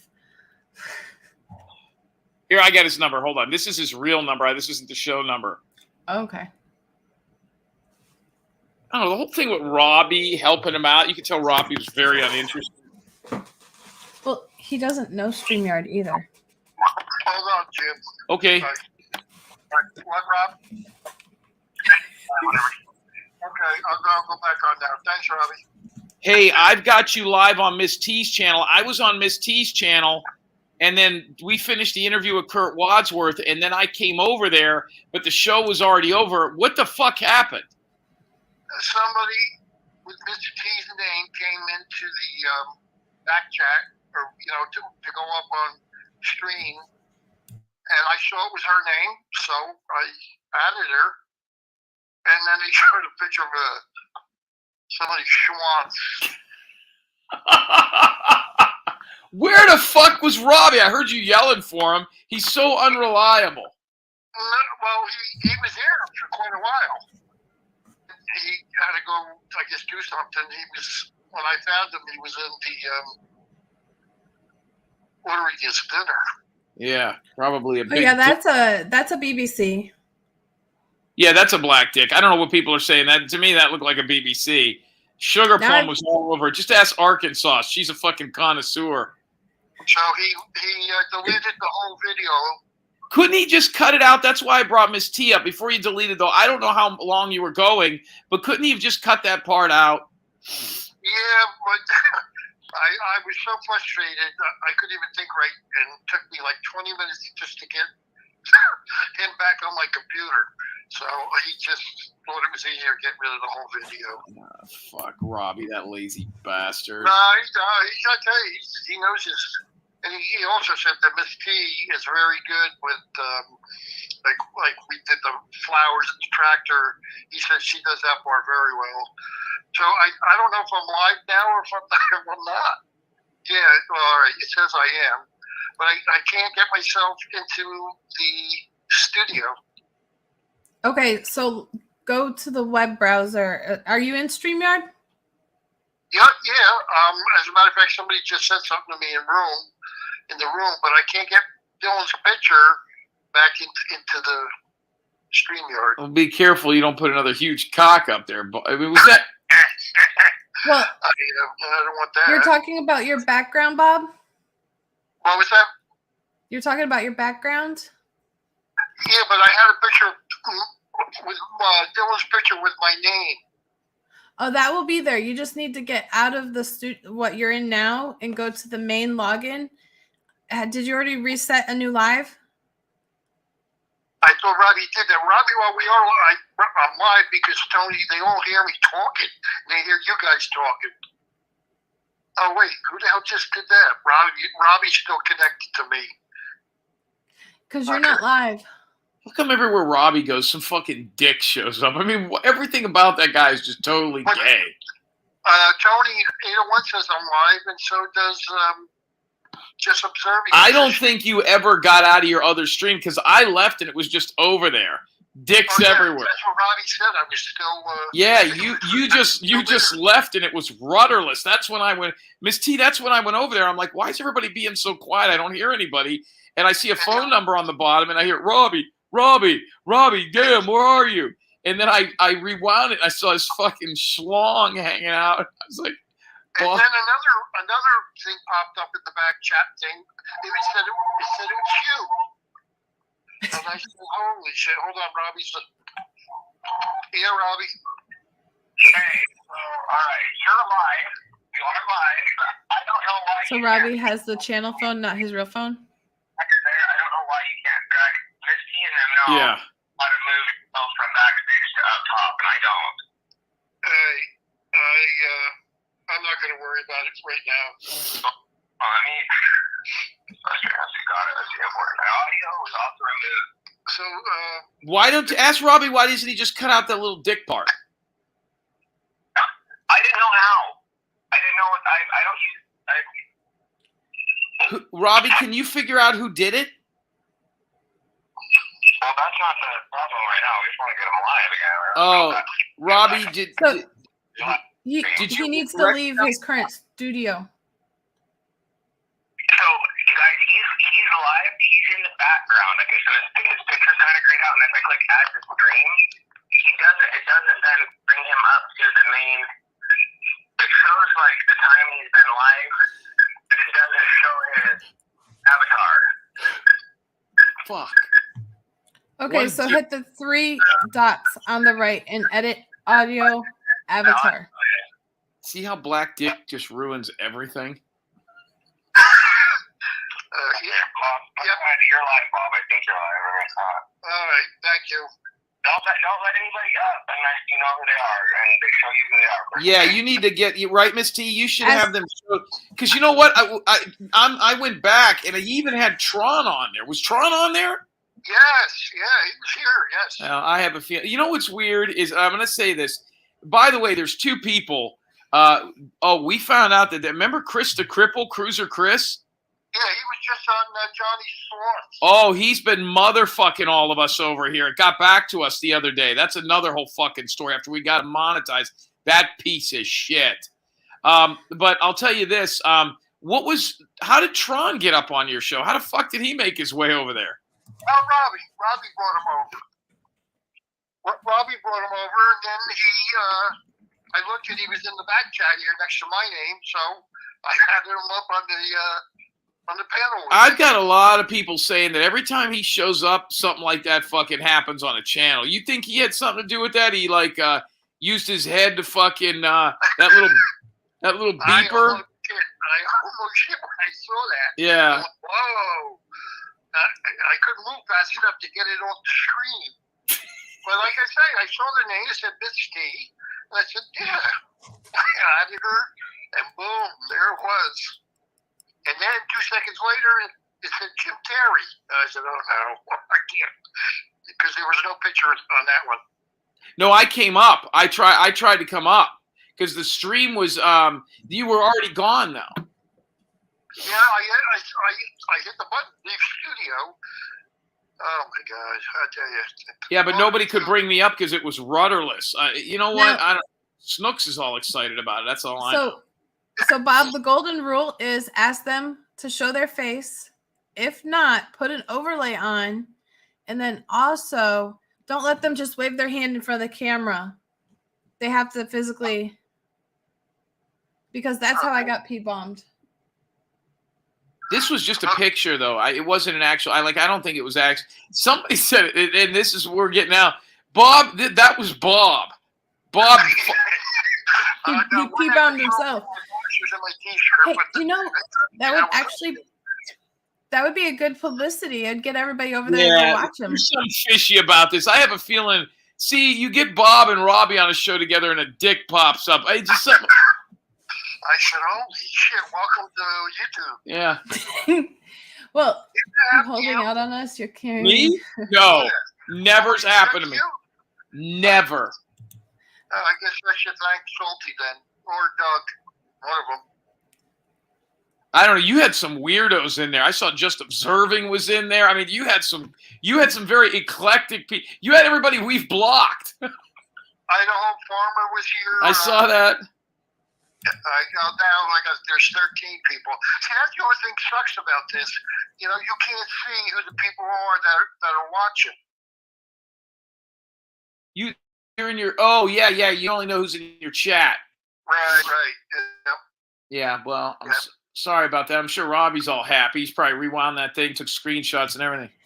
See, last time they used her as who they were. They used Vonda. So I thought it was Vonda hopping on panel. Who used Vonda? When did that happen? When I got porn bomb. Oh. I got a nice little penis. But that was a live action camera. They just Yeah, flung that their was, you hands got a over. real one. You got a real one. It was all fucking, it looked diseased. Miss T got one and it was a guy sitting down. I heard that was, yeah, you know who I heard that was who did I tell you told me who that was? It looked like the Scrimps. It's fucking disgusting. Like a fucking mole rat. Sugar Plum goes, I remember that small pea. Oh, Watcher of Crazy. How come you say black dick and like a fog, Watcher of Crazy pops up? Holy God, that was... Oh, I learned my lesson. Thank you very much. See black dick 3 times. You'll see Watcher of Crazy, Vonda, and Snooks pop up. Oh, that's funny. LOL. Bob got BBC bombed. We could start a meme war with that. We got rid of my... Are you going back on? Huh? Are you going back on, or is it over? He's trying to get up on panel. Why don't you just do that show and just cut out the last? It was right towards the end. Just cut out the last 5-10 minutes. Yeah, well, like I say, I wanted to. I didn't know what to do, but I let Robbie do what he thought was best. So he's still connected here right now. He's doing. But that was my initiation, I guess, to welcome to YouTube. Yeah, I would look at. Kathleen put it perfectly. Learning OTJ. I always thought. Yeah. On the job training. Yeah. There's a lot of people think Robbie's behind that. He likes to get attention. He's been in a weird mood lately, and dicks are his thing. I had him riled up because I couldn't get nothing to work for him. The weird part is you sound like you had a little seizure when you saw it. I don't know what. I went, holy shit. Yeah. Especially when I saw what it was. I was expecting to see Miss T sitting there. The audio part is the funniest part. Like, oh, shit. We've already played the audio over here. Yeah, we've already played it like 10 times. Well, you have to save it for me. Well, now that it's privatized, I've got it chopped up. But it's pretty funny because I've been in that situation. Well, give it to Betty Hayward. Maybe she can make a short out of it. Hey, did you see the weird video Betty Hayward made today? What the fuck was that about? Who was she talking to? No, I didn't see hers. Was she talking to me? No. No. I didn't understand. To show her other side of personality and her smartass side in shorts, as to opposed of like on panels, she doesn't like to interrupt. So she's showing that other side of her in the shorts and her opinions. She ought to show her butthole. And she cracked me up. I'm like, girl, you are on fire. Yeah, I don't know what's going on. History Bob, I guess you're... Robbie, he needs to leave studio. Go back to the main. Mute your phone, Bob. You gotta get over there. All right, guys. All right, be good. Good luck. Good luck. I like how Bob has a show going on right now over there, and he's talking to you. I like how Bob's got a fucking... Bob was on for 22 minutes, and his show's just been over there running with a dick on. And the chat's telling him to mute the phone. Oh, no, he has a whole new live started. Right, and he's been over here the entire time we started. He doesn't know how to get out of the studio and get back into the other one. You know how we jump out and jump in? That's hey, listen, where he's stuck. You need it. Can somebody put Betty? Hey, Idaho Farmer, I got to talk to you, man. Call me after this show. I got something huge I got to tell you. Fucking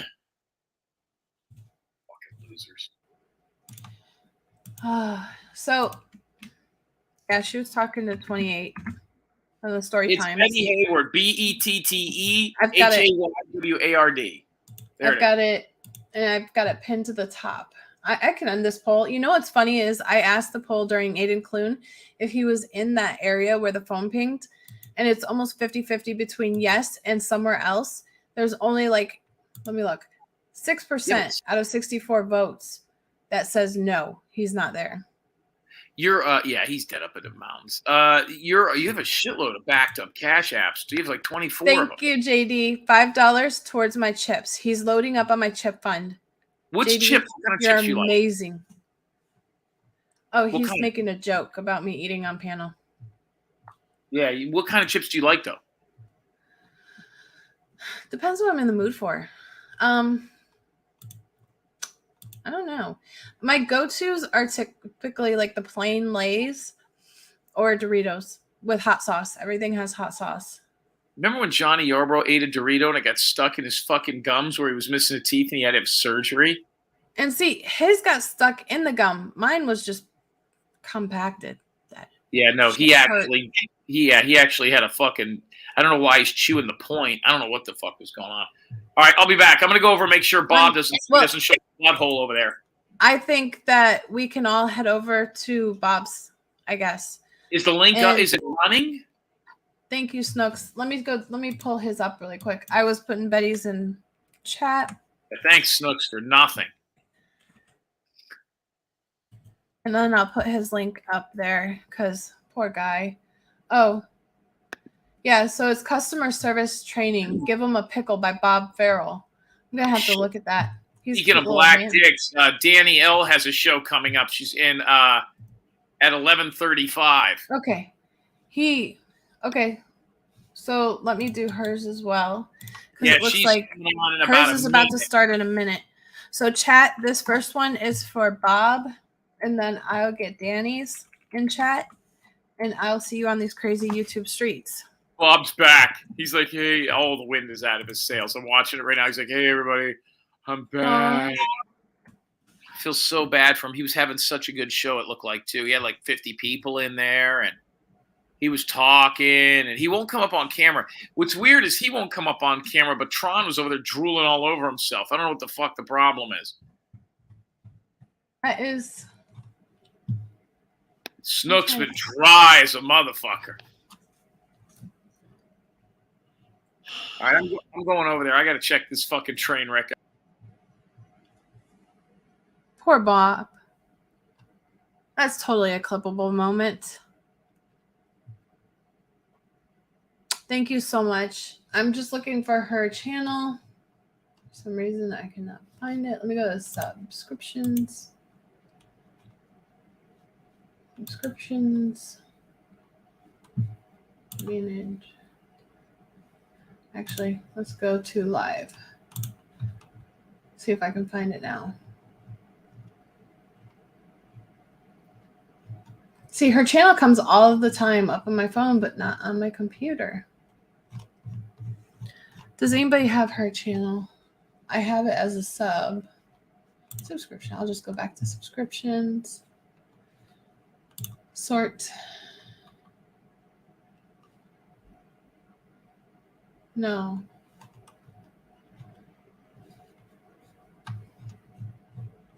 Oh, yes, Blue. I will give you my number for the next live. On Wednesday, I will be doing a live of why I chose guidance. And the significance of why I chose that name.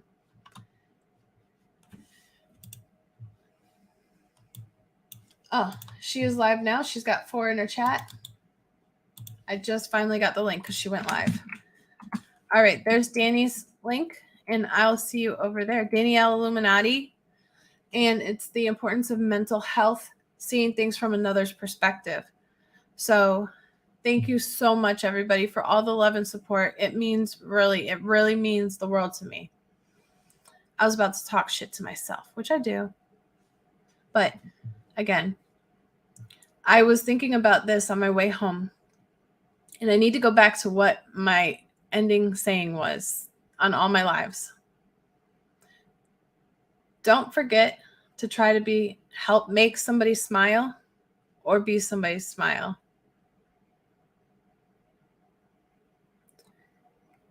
It could keep that person going. It's what saved me. And on that note, God bless. Have a good night, and thank you again for all of the love and support, y'all. Much love. Miss Cunt might go up to Bob's next. Who knows? Peace out.